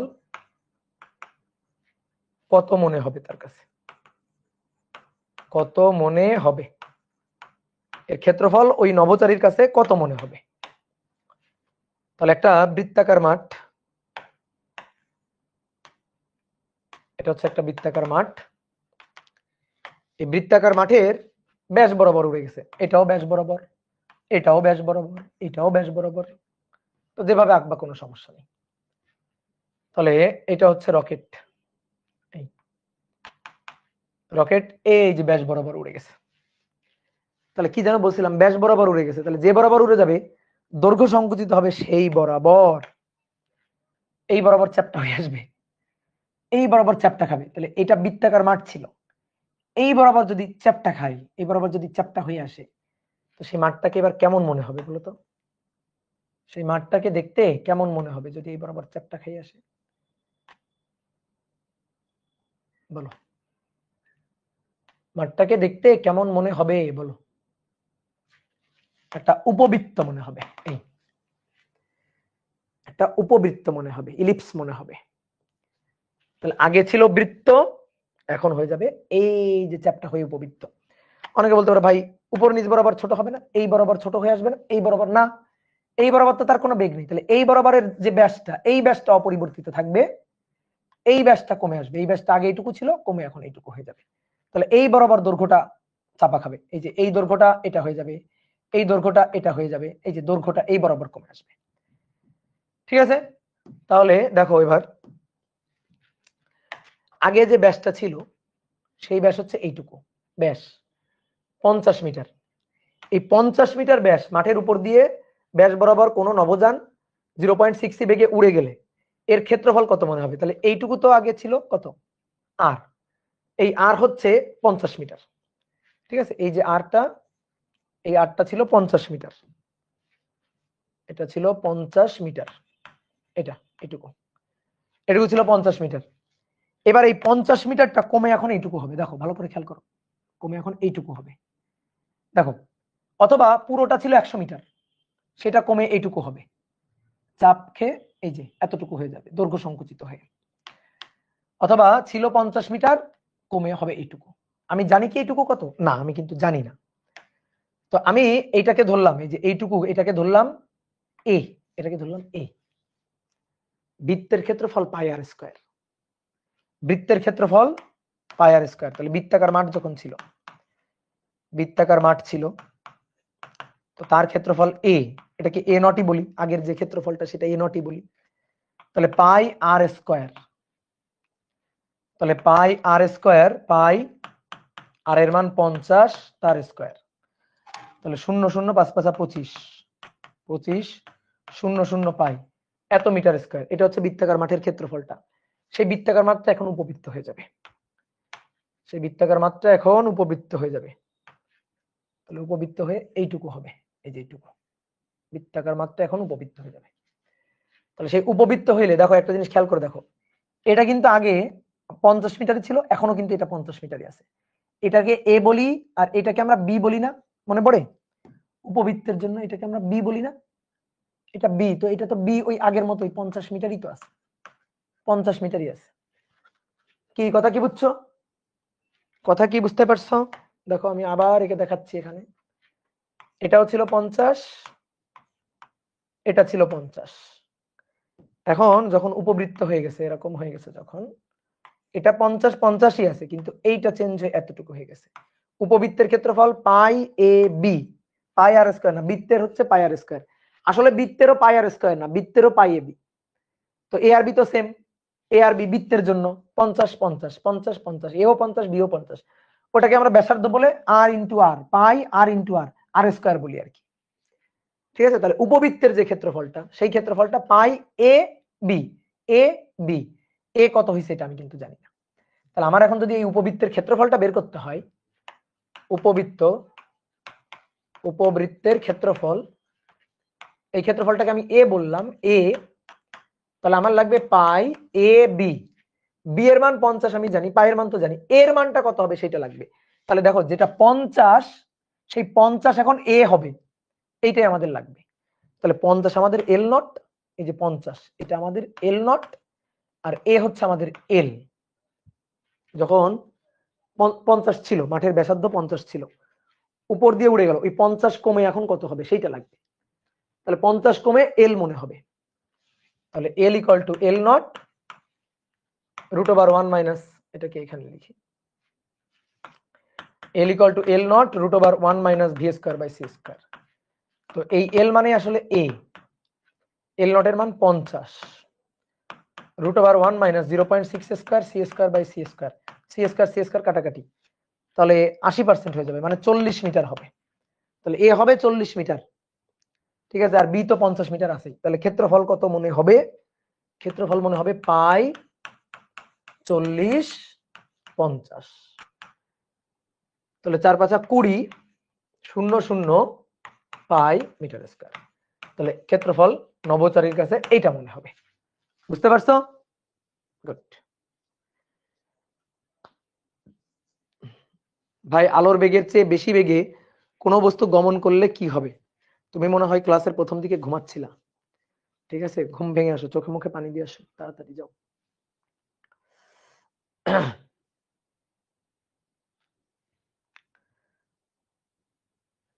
ওকে, এবার আসো দেখো, এবার আমরা চাইলে এই ম্যাথটা একবারেও করতে পারি, চাইলে একবারে।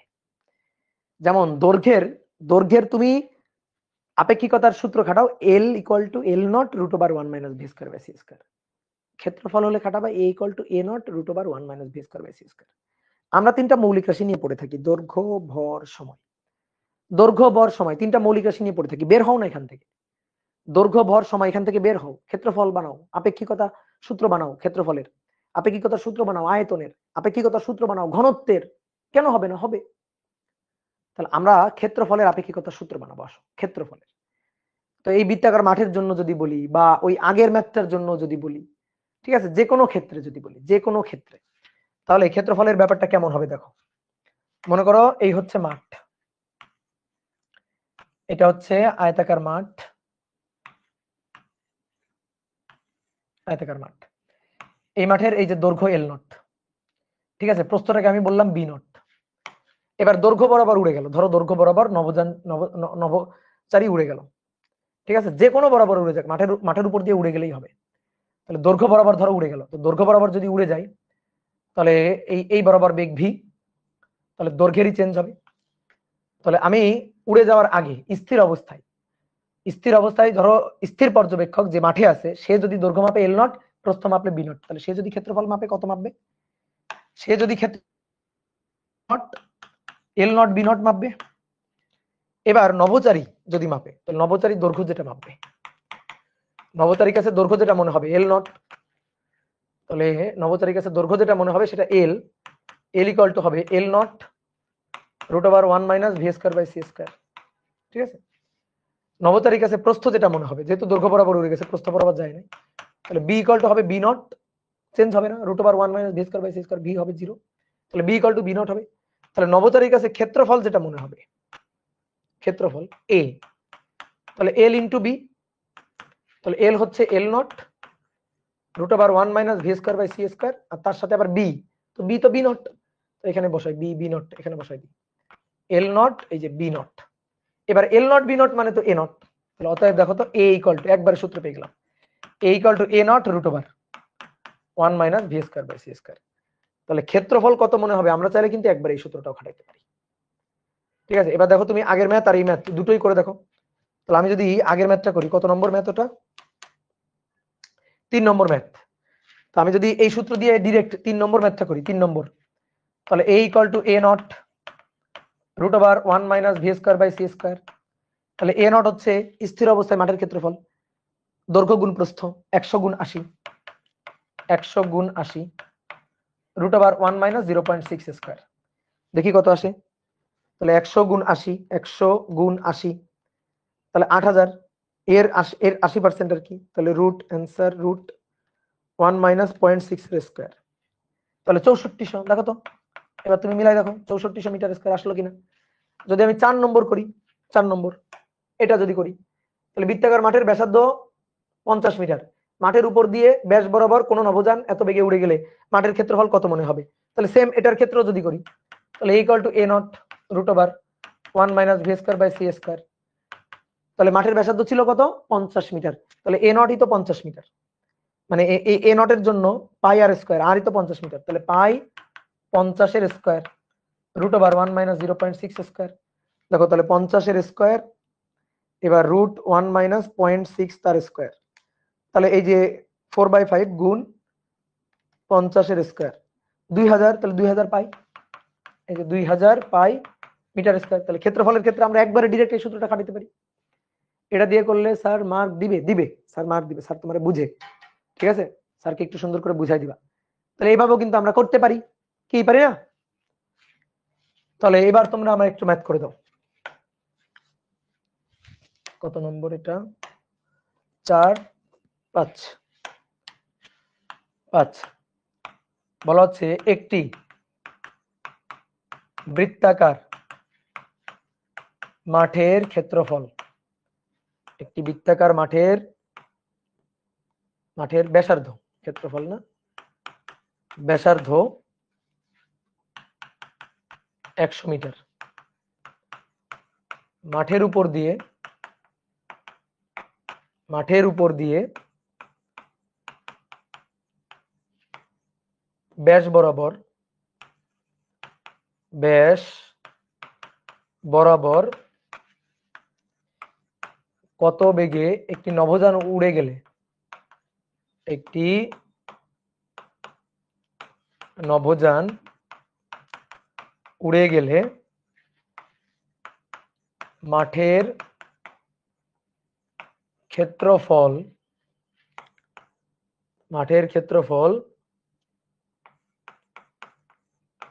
6400 পাই মিটার স্কয়ার মনে হবে, পরিমাপ করবে মাঠের ক্ষেত্রফল।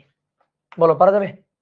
মাঠের ক্ষেত্রফল এটা পরিমাপ করবে, তাহলে মাঠের ক্ষেত্রফল এটা পরিমাপ করবে বেগ কত হলে, দ্যাট ইজ এ। আর এ নট কত? এ নট হচ্ছে পাই আর স্কয়ার, শেষ। এ নট হচ্ছে পাই আর স্কয়ার, শেষ। এই যে অনেকে চালাক উত্তর দিয়ে দিছে অলরেডি, 0.6। হ্যাঁ, তাহলে a equal to a naught root over 1 minus V square by C square. আসো, তাহলে a হচ্ছে 6400 pi metre square, a naught হচ্ছে পাই আর স্কয়ার, ওই যে পাই 100, 100 হচ্ছে ব্যাসার্ধ, 100 square 1 minus V square by C square. Now এখন ভি এর মানটা বের করো। তাহলে 6400 পাই, তাহলে 6400 ভাগ 100 স্কয়ার, তাহলে 16/25, 16/25 16/25, এই যে 16/25 পাই।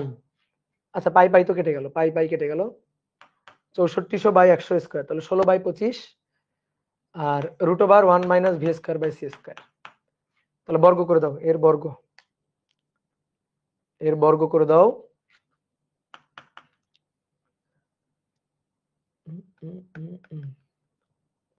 তাহলে 256 বাই 625, এটা হবে কি pi R square, pi R square 6400 pi, pi R square, R ব্যাসার্ধ, হ্যাঁ ঠিকই তো আছে। আচ্ছা যাই হোক, 1 minus V square by C square, দেখি কত আসে। হ্যাঁ হবে, হবে, সমস্যা নেই। V square by C square 1 minus এটা, তাহলে 1 মাইনাস অ্যান্সার, তাহলে 369 ভাগ 625, এবার বর্গমূল করো, তাহলে অর্থাৎ ভি ইকুয়াল টু এটার বর্গমূল রুট অ্যান্সার, রুট অ্যান্সার, তাহলে 0.768, 0.768 সি আসলো।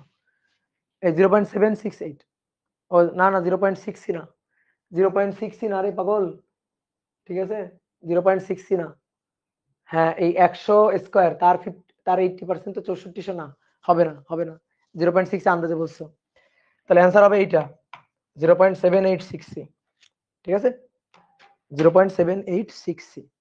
এবার অনেকে বলতো ভাই কর্ণ বরাবর উড়ে গেলে, ধরেন একটা আয়তাকার মাঠ কর্ণ বরাবর উড়ে গেল, ঠিক আছে। আচ্ছা আয়তাকার মাঠ না, আমরা প্রথমে বর্গাকার মাঠ দেখি, বর্গাকার মাঠের কর্ণ বরাবর উড়ে গেল। 5 নম্বর, 6 নম্বর, একটি বর্গাকার মাঠের, একটি বর্গাকার মাঠের বাহুর দৈর্ঘ্য, বাহুর দৈর্ঘ্য 40 মিটার, মাঠের কর্ণ বরাবর একটি নভোযান, কর্ণ বরাবর একটি নভোযান 0.6 সি বেগে উড়ে গেলে, উড়ে গেলে মাঠের ক্ষেত্রফল, মাঠের ক্ষেত্রফল নভোচারীর কাছে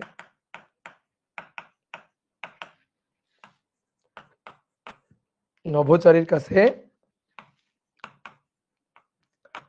কত মনে হবে, মাঠের ক্ষেত্রফলটা নভোচারীর কাছে কত মনে হবে।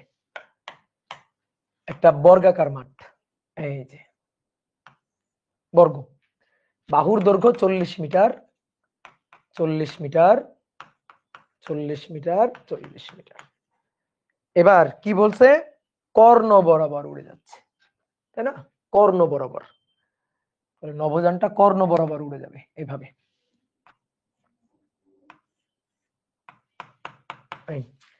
নভোযানটা কর্ণ বরাবর উড়ে যাবে, আর এই হচ্ছে নভোচারী, নভোচারী রকেটের মধ্যে বসা, তাহলে সে মাঠের ক্ষেত্রফল কত মাপবে। আচ্ছা তার কাছে মাঠটা কেমন মনে হবে আগে সেটা বলো তো। যে বরাবর উড়ে যাবে, যে বরাবর উড়ে যাবে সেই বরাবর দৈর্ঘ্য চাপ খাবে, তাহলে এই বরাবর যদি দৈর্ঘ্য কমে আসে, সেই বরাবর যদি দৈর্ঘ্য সংকুচিত হয়, তাহলে মাঠটা এখন দেখতে এইরকম হবে না, এরকম হয়ে যাবে না। তাহলে মাঠটা ছিল কি বর্গাকার, মাঠটা এখন দেখতে কেমন হবে, রম্বস, তাহলে বর্গ হয়ে যাবে, বর্গাকার মাঠ হয়ে যাবে, দেখো রম্বসের মতো দেখতে, এই যে বর্গাকার মাঠটা রম্বসের মতো হয়ে যাবে, বৃত্ত যেমন উপবৃত্ত হয়ে যায়, বর্গকে তেমন চাপ দিলে, বর্গকে তেমন চাপ দিলে রম্বস হয়ে যায়, এই রম্বস হয়ে যাবে, ঠিক আছে। সামান্তরিক বলা যায়, হ্যাঁ রম্বস তো এক ধরনের সামান্তরিক বলতে পারো, কিন্তু রম্বস বলাটা ভালো না। দেখো এই বাহুর দৈর্ঘ্য যায়, এই বাহুর দৈর্ঘ্য তাই, এই বাহুর দৈর্ঘ্য যায়, এই বাহুর দৈর্ঘ্য তাই, এই বরাবর চাপ খেয়ে কর্ণ, কর্ণ বরাবর চাপ খেয়ে কর্ণটা কমে গেছে, দেখো এই কর্ণ কিন্তু একই রকম আছে, এই যে কর্ণটা ছিল এই কর্ণটা কিন্তু একই রকম আছে, এই কর্ণটা কিন্তু কমে নাই, এই কর্ণটা কমে নাই, কমবে না তো, এই কর্ণটা তো যা ছিল তাই থাকবে, কারণ এই কর্ণের সাথে এই কর্ণটা তো লম্ব, তো লম্ব বরাবর তো বেগের উপাংশ নাই, তো লম্ব বরাবর যেহেতু বেগের উপাংশ নাই, তাহলে ওই কর্ণ তো একই থাকবে, ওই কর্ণ তো হ্রাস পাবে না, ওই কর্ণ তো একই রকমই থাকবে। তাহলে আমাদের কি চাইছে? ক্ষেত্রফল চাইছে না? ক্ষেত্রফল চাইছে। আচ্ছা, এই মাঠের যে ক্ষেত্রফলটা ছিল, বর্গাকার মাঠ, তার যে ক্ষেত্রফল এ নট ছিল, সেটা অনেকে বলতে ভাই একবারে সূত্র খাটাইতে তো পারো, অবশ্যই পারো, আমরা একটু দেখি, ভেঙে দেখি একই আসে কিনা। তাহলে এ নট হচ্ছে L naught into L not, বা এল নট এর স্কোয়ার, দৈর্ঘ্য গুণ প্রস্থ, যেখানে এল নট হচ্ছে এই যে 80 মিটার, সরি কত জানো 40 মিটার, এটা হচ্ছে এল নট, তাহলে L naught into L naught, that is L naught square, আর কি এল নট এর স্কোয়ার। কি বোঝা গেল? এ নট হচ্ছে এল নট এর স্কোয়ার। এইবার আসো, এবার আসো এবার আসো আমরা এই রম্বসটার ক্ষেত্রফল মাপতে চাই। রম্বসের ক্ষেত্রফল হচ্ছে হাফ গুণ কর্ণ গুণ কর্ণ, কর্ণ গুণ কর্ণ, রম্বসের ক্ষেত্রফল হাফ গুণ কর্ণ গুণ কর্ণ। তাহলে আসো তো এই কর্ণটাকে একটু আলাদা করি, সাইডে নিই, মানে রম্বসটাকে, এই রম্বসটাকে একটু আলাদা করে সাইডে নিয়ে ক্ষেত্রফল মাপবো। এই তাহলে হাফ গুণ কর্ণ গুণ কর্ণ, তাই তো? তাহলে এর এই কর্ণটা, এই যে কর্ণটা, সেটা কিন্তু আগেরটাই আছে, আগের কর্ণটাই, এই বর্গের যে কর্ণটা ছিল ওটাই আছে, শুধু এই কর্ণটা হ্রাস পাইছে, এই কর্ণটা কমে আসছে। তাহলে এই কর্ণটা আগে কত, আগে সেটা দেখি তো, এই কর্ণটা কত ছিল। তো এটা এল নট, এটা এল নট, তাহলে এই কর্ণটা কত হবে? এল নট, এল নট, তাহলে এই কর্ণটা কত হবে? Root over L naught square, L naught square, 2 L naught square, that is root 2 L naught. তাহলে এটা হচ্ছে রুট 2 এল নট। তাহলে এটা এইটুকু দৈর্ঘ্য হচ্ছে রুট 2 এল নট, এই কর্ণ হচ্ছে রুট 2 এল নট। আর এই কর্ণটা, এইটা, এই যে এই বরাবর সংকুচিত হয়ে যে কর্ণ চেঞ্জ হয়ে গেছে, এই কর্ণটা কত, এইটা আমরা চাই। ঠিক আছে, তো এই কর্ণটা কত হবে? দেখো এই আগের এই কর্ণটা ছিল এখান থেকে এই পর্যন্ত ছিল এল নট, সেই এল নটই তো হ্রাস পাইছে। তাহলে হ্রাস পেয়ে এই যে নতুন যে কর্ণটা, এই কর্ণটা আমি বললাম এল, আর আগে পুরোটা এটা ছিল এল নট। আচ্ছা, কর্ণ আগে এই যে কর্ণটা ছিল, এই কর্ণটা ছিল তো রুট 2 এল নট, তাহলে আগে ছিল রুট 2 এল নট, এই যে এটা ছিল রুট 2 এল নট, তাহলে সেই রুট 2 এল নটটাকে এল কত হবে সেটা দেখতে চাই। তাহলে এই যে কর্ণটা আগে ছিল, এই যে কর্ণটা আগে ছিল, সেটা কিন্তু ছিল রুট 2 এল নট। তাহলে এল, রুট 2 এল নট, সেটাকে সে এল পরিমাপ করবে, তাহলে এল ইকুয়াল টু হবে এই যে এল নট, যেটা আমরা বসাই আর কি, এল নট আগের কর্ণ, তাহলে সেটা রুট 2 এল নট, এটা root 2 L naught, root over 1 minus V square by C square, V square by C square, V এর মান 0.6 সি, তাহলে রুট 2 এল নট, এটার মান, আচ্ছা এটাই রাখি। তা আমাদের ক্ষেত্রফল লাগবে এ, তাহলে হাফ গুণ কর্ণ গুণ কর্ণ, হাফ গুণ কর্ণ গুণ কর্ণ, তাহলে হাফ ইন্টু কর্ণ, এই কর্ণটা রুট 2 এল নট, আর এই কর্ণ যেটা সেটা হচ্ছে এইটা root 2 L naught root over 1 minus V square by C square. তাহলে ভাই রুট 2 আর রুট 2, রুট 2 রুট 2 2 2 কাটাকাটি, রুট 2 রুট 2 2 আর 2 2 কাটাকাটি, তাহলে L naught square root over 1 minus V square by C square. দেখছো এ ইকুয়াল টু, এটা এ, এটা এ। এবার এল নট স্কয়ার মানে দেখো এই যে লেখা আছে এল নট স্কয়ার মানে এ নট, তাহলে অর্থাৎ A equal to A naught 1 minus V square by C square. দেখছো আলটিমেটলি এটাই আসে, আলটিমেটলি দেখো এটা আসে, কর্ণ বরাবর উড়ে গেলে ক্ষেত্রফলের আপেক্ষিকতার সূত্র এটাই আসে। তো এবার তুমি মান বসাই দাও, আসো এবার মান বসাই দিই। এ নটের মান, বাহুর দৈর্ঘ্য 40 মিটার, তাহলে এ নট হচ্ছে 40 এর বর্গ, রুট ওভার 1 মাইনাস 0.6 এর square, C square by C square তো কাটাকাটি, তাহলে 40 এর স্কয়ার গুণ 0.8, 1280, 1280 মিটার স্কয়ার। ডান। দেখো এইভাবে ভেঙে ভেঙেও করতে পারবো, কোনো সমস্যা আছে বলো, বলো কোনো সমস্যা কি আছে?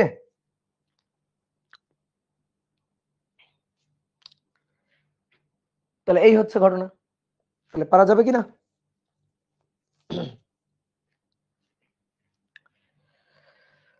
বলা হচ্ছে কত নম্বর এটা? 6। 7 নম্বর। একটি রকেট 0.7 সি বেগে গতিশীল।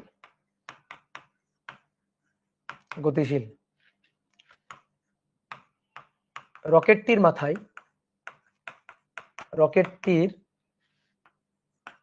উপরে 80 মিটার দৈর্ঘ্যের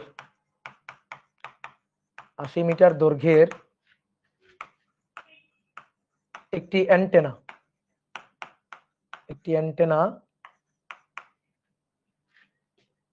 অনুভূমিকের সাথে 60 ডিগ্রি কোণে রাখা আছে।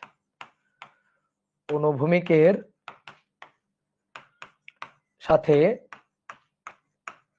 60 ডিগ্রি কোণে লাগানো আছে। অনুভূমিকের সাথে 60 ডিগ্রি কোণে লাগানো আছে। ঠিক আছে, অনুভূমিকের সাথে কত ডিগ্রি কোণে? 60 ডিগ্রি কোণে লাগানো আছে। বলা হচ্ছে পৃথিবীতে একজন পর্যবেক্ষক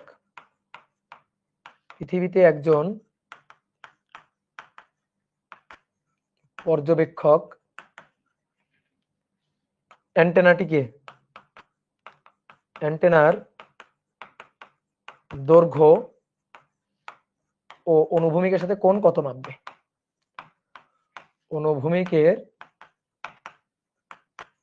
সাথে কোণ কত মাপবে, এটা হচ্ছে কোশ্চেন।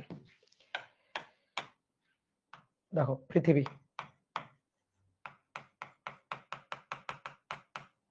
পৃথিবীতে একজন পর্যবেক্ষক, স্থির পর্যবেক্ষক যে ধারণা আছে। রকেট, এই যে রকেট, এই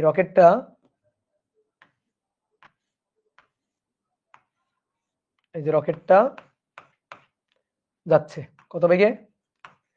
v0.7 সি বেগে। এইবার দেখো, ভালো করে খেয়াল করো, রকেটের মাথায় একটা অ্যান্টেনা লাগানো আছে। রকেটের এখানে একটা অ্যান্টেনা আছে। ধরো এই যে এটা একটা অ্যান্টেনা। এই অ্যান্টেনাটার দৈর্ঘ্য 80 মিটার। অ্যান্টেনাটার দৈর্ঘ্য হচ্ছে 80 মিটার। 80 মিটার দৈর্ঘ্যের একটা অ্যান্টেনা অনুভূমিকের সাথে 60 ডিগ্রি কোণে ছিল। এখন এই পর্যবেক্ষক ওই অ্যান্টেনার দৈর্ঘ্য কত মাপবে আর তার কাছে কোণ বা কত মনে হবে? বুঝলা? খুবই সহজ, দেখো, অ্যান্টেনাটা অনুভূমিকের সাথে 60 ডিগ্রি কোণে আছে না? অ্যান্টেনার এই দৈর্ঘ্যটাকে দুইটা উপাংশে ভেঙে ফেলো। তাহলে দুইটা উপাংশে যখন ভেঙে ফেলবা, তখন অনুভূমিক দিকে অ্যান্টেনার দৈর্ঘ্য, যেদিকে বেগ সেই দিকে দৈর্ঘ্য, আর উলম্ব দিকে অ্যান্টেনার দৈর্ঘ্য, দুইটা দৈর্ঘ্য চলে আসবে। তাহলে এটাকে যদি আমি ভাঙি, তাহলে এই বরাবর যে দৈর্ঘ্যটা আসবে সেটা হবে 80।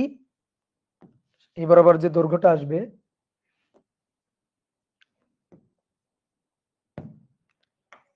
এটা 80 মিটার। তাহলে উপাংশে ভাঙলে এই বরাবর যেটা আসবে সেটা হচ্ছে 80 sin 60, আর এই বরাবর যেটা আসবে সেটা হচ্ছে 80 cos 60। এই বরাবর 80 cos 60, এই বরাবর 80 sin 60। তাহলে এবার আসো, দেখো এখানে দাঁড়িয়ে তুমি এই দৈর্ঘ্যটাকে কত মাপবা সেটা দেখো। এই দৈর্ঘ্যটা তুমি কত পরিমাপ করবা সেটা দেখো, কারণ এই বরাবর বেগ, এই যে এই বেগটা কিন্তু এই বরাবর, এই দৈর্ঘ্য বরাবর। তাহলে যে বরাবর বেগ, দৈর্ঘ্যের সংকোচনটা সেই বরাবরই হবে। অর্থাৎ তুমি অ্যান্টেনাটা, এই যে অ্যান্টেনাটা এর সাথে লাগানো আছে, তো অ্যান্টেনার যে দৈর্ঘ্যটা, এই বরাবর যে দৈর্ঘ্যটা সেটা 80 cos 60। তাহলে ওই বরাবর বেগ হচ্ছে 0.7 সি। তাহলে তুমি এখানে থেকে অ্যান্টেনাটাকে ছোট হইতে দেখবা, যে অ্যান্টেনা ছোট হয়ে গেছে, এই দৈর্ঘ্যটা ছোট হয়ে গেছে, কিন্তু এই দৈর্ঘ্যটা কিন্তু ছোট হবে না, কারণ এই বরাবর কোনো বেগ নেই। বুঝতে পারছো? ঠিক আছে, এই বরাবর কোনো বেগ নেই। দৈর্ঘ্য কি ভেক্টর? হ্যাঁ, দৈর্ঘ্য ক্ষেত্র বিশেষে বানাই ফেলাইতে হবে ভেক্টর। ঠিক আছে, দৈর্ঘ্য ভেক্টর, চৌম্বক দৈর্ঘ্য ভেক্টর, অনেক দৈর্ঘ্য ভেক্টর। তাহলে আমরা কি করলাম, এই দৈর্ঘ্যটাকে দুইটা উপাংশে ভেঙে নিলাম, যে দৈর্ঘ্যটা দুইটা উপাংশে, তাহলে এই বরাবর দৈর্ঘ্যের পরিমাণ এতটুকু, এই বরাবর দৈর্ঘ্যের পরিমাণ এতটুকু। তাহলে আসো এটাকে দৈর্ঘ্য হিসাবে না চিন্তা করে সরণ হিসাবে চিন্তা করো। তাহলে সরণ হিসাবে চিন্তা করো। তাহলে তুমি এখান থেকে এই দৈর্ঘ্যটা যেটা মাপবা, এখান থেকে বসে এই দৈর্ঘ্যটা যেটা মাপবা সেটা এল, আর এইটা হচ্ছে এল নট, এই যে এটা হচ্ছে এল নট।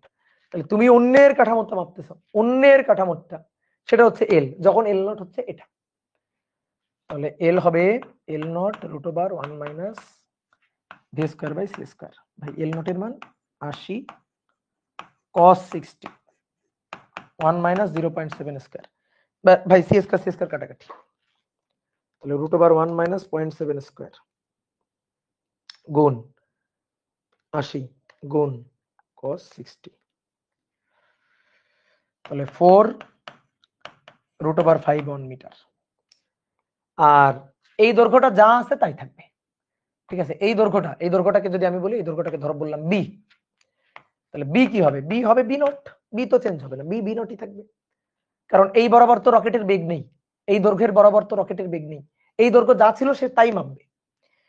তাহলে তাহলে এইবার রকেটের দৈর্ঘ্যটা তাহলে কত মাপবে, রকেটের এই দৈর্ঘ্যটা ছিল 80, ওই 80 কে কত মাপবে, তাহলে 80 কে কত মাপবে, দেখো আমি যদি বলি এই 80টা বানাও, 80 তৈরি করো, তাহলে এইটার তুমি 80 কে ভেঙে এই দুইটা উপাংশ পাইছো, তাহলে এই দুইটা উপাংশের লব্ধি 80, তাহলে ঠিক তেমনি এটা হয়ে গেছে এটা, আর এইটা যা ছিল তাই, যা ছিল তাই 80, এটা যা ছিল তাই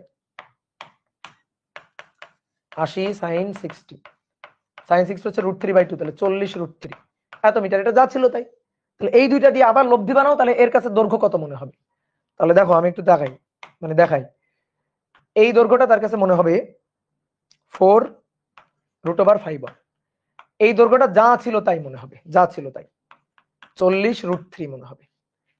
তাহলে এখন এদের সম্মিলিত দৈর্ঘ্যটাই তো অ্যান্টেনার দৈর্ঘ্য, তাহলে এই হচ্ছে আমাদের অ্যান্টেনা, এই যে এর কাছে মনে হওয়া অ্যান্টেনার দৈর্ঘ্য। তাহলে সেই অ্যান্টেনার দৈর্ঘ্য যেটা মনে হবে, সেই দৈর্ঘ্য হবে এই দুইটার লব্ধি, তাহলে √4 √5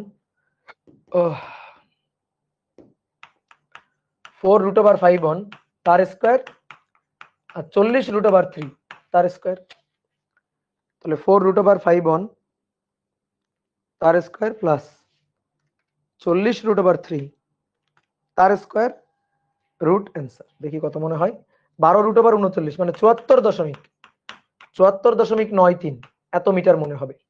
কোনটা কত মনে হবে, অনুভূমিকের সাথে কোণ tan থিটা, তাহলে কোণ যেটা মনে হবে সেটা হচ্ছে tan inverse theta equal to tan inverse লম্ব, এটা মানে 40√3, তাহলে 40√3 বাই 4 √5, তাহলে tan ইনভার্স 40√3 বাই 4 √5,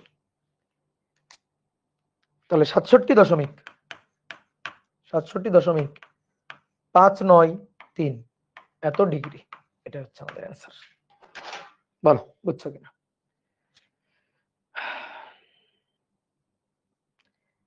আগেরটা উপাংশ দিয়ে করা যেত না, কোনটা উপাংশ দিয়ে করবা, ক্ষেত্রফল, ক্ষেত্রফল উপাংশ দিয়ে করা যায়, ক্ষেত্রফল কি উপাংশ দিয়ে করা যায় বলো তো।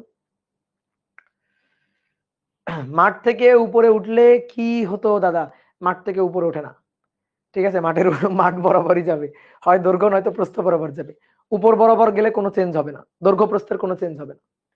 কেন, ওই যে লরেন্স রূপান্তরে দেখাইছিলাম না, জেড কে জেড ড্যাশই মাপে, জেড সমান সমান জেড ড্যাশ হয়, ওয়াই সমান সমান ওয়াই ড্যাশ হয়, শুধু যে বরাবর বেগ লরেন্স রূপান্তরে দৈর্ঘ্যের চেঞ্জটা আপেক্ষিকতা হয় সেই বরাবর। বুঝতে পারছো, ক্লিয়ার। দেখো একটা বইয়ের ম্যাথ করি, একটা বইয়ের ছোট্ট ম্যাথ করি, বলা হচ্ছে 8 নম্বর। দেখো বইয়ের ম্যাথ তো সহজই হয়। একটি রকেটের দৈর্ঘ্য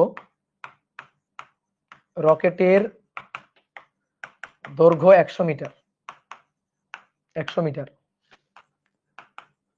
রকেটটি যখন গতিশীল হয় তখন পৃথিবীতে একজন স্থির পর্যবেক্ষকের কাছে পৃথিবীতে একজন স্থির পর্যবেক্ষকের কাছে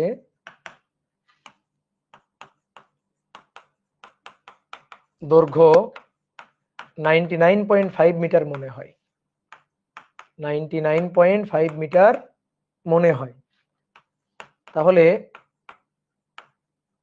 রকেটটির বেগ কত? দেখো খুবই সহজ, খুবই সহজ, মুখে মুখে করবো।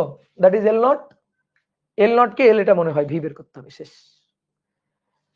তারপর আসো চিত্র আঁকি। পৃথিবীতে একজন স্থির পর্যবেক্ষক। রকেটটা যখন পৃথিবীতে ছিল, ধরো পৃথিবী থেকে রকেট উৎক্ষেপণ করা হয়েছে, তো যখন পৃথিবীতে ছিল তখন তার দৈর্ঘ্য ছিল 100 মিটার।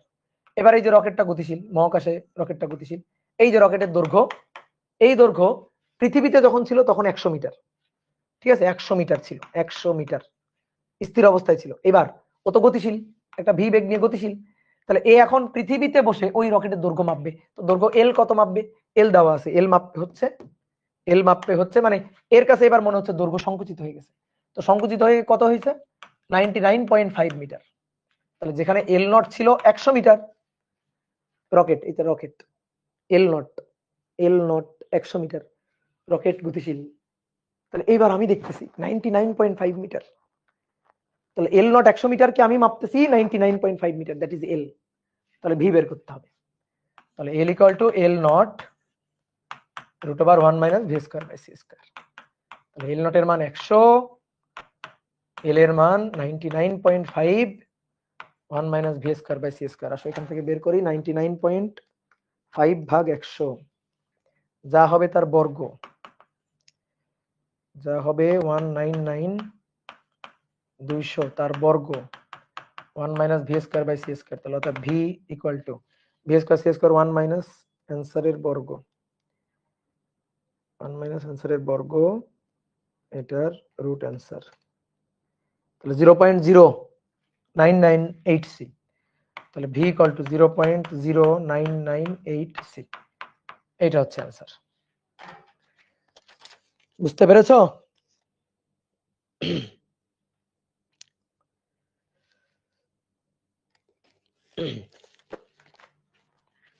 শেষ।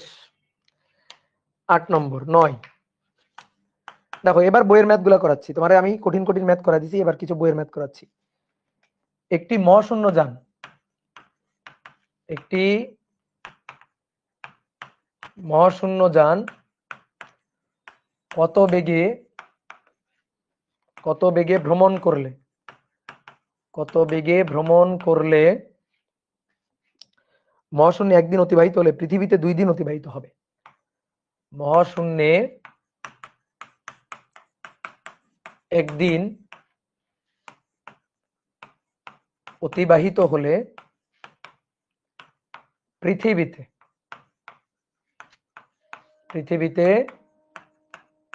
2 দিন অতিবাহিত হবে।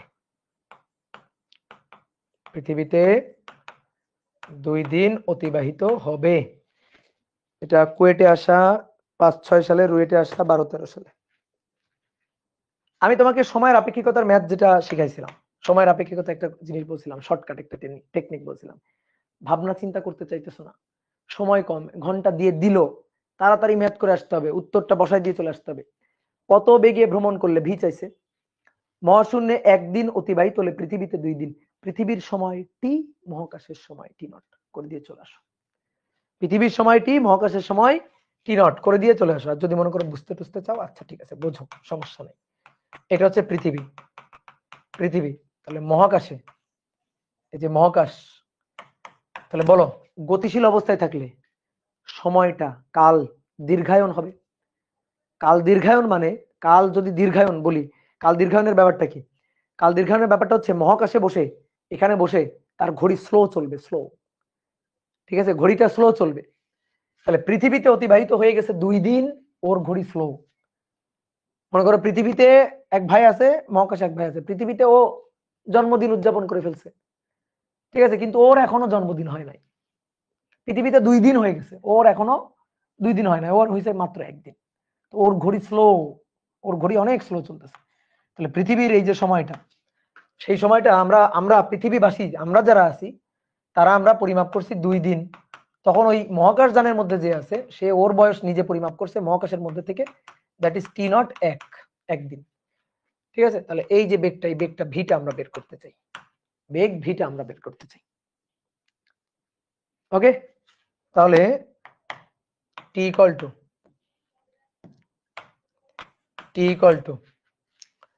টি naught root over 1 minus V square by C square. তাহলে টি এর মান 2, T naught 1 minus V square by C square. তাহলে V square by C square এখানে নিয়ে আসলাম, তার বর্গ করলে 1 minus V square by C square, 1/2 মানে 1/4।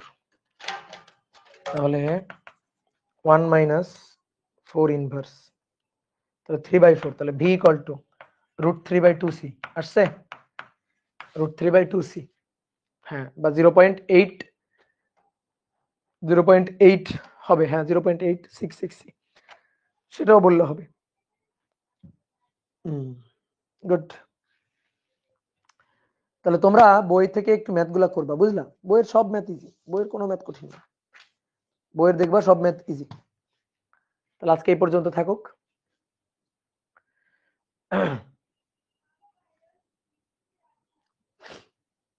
তাহলে টাটা। তাহলে সবাই বইয়ের ম্যাথ গুলো একটু করবা, দেখো সহজ সহজ ম্যাথ, বইয়ের ম্যাথ গুলা খুবই সহজ। আমি তোমাকে ধরো লরেন্স রূপান্তর, সময়ের আপেক্ষিকতার কিছু স্পেশাল ম্যাথ করাইছি, কিন্তু বইয়ের ম্যাথ গুলো আরো সহজ। ওকে দাদা, আর কয়টা ক্লাস লাগবে? কয়টা হলো আজকে? 5টা, ধরো আর 5টা লাগবে, 10টা লাগবে টোটাল হয়তো। আর 2টা ক্লাস নিলে মনে করো আপেক্ষিকতা পার্ট শেষ হয়ে যাবে।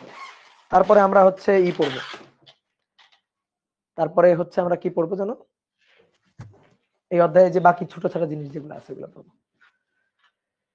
দাদা আমাদের ফিজিক্স শেষ হতে আর কতদিন লাগবে? ধরো আমার 5টা ক্লাস, আর সেমিকন্ডাক্টর তো তোমাদের হয়ে গেছে, তাহলে ওইখানে আর ধরো 9 নম্বর চ্যাপ্টারে আর ধরো 4টা কি 5টা ক্লাস, মোটামুটি আর 10টা ক্লাস, টোটাল 10টা ক্লাস হলে তোমাদের ফিজিক্স সিলেবাস শেষ। তোমাদের এই দেখি নভেম্বরের মধ্যে মনে হয় শেষ হয়ে যাবে। ওকে টাটা।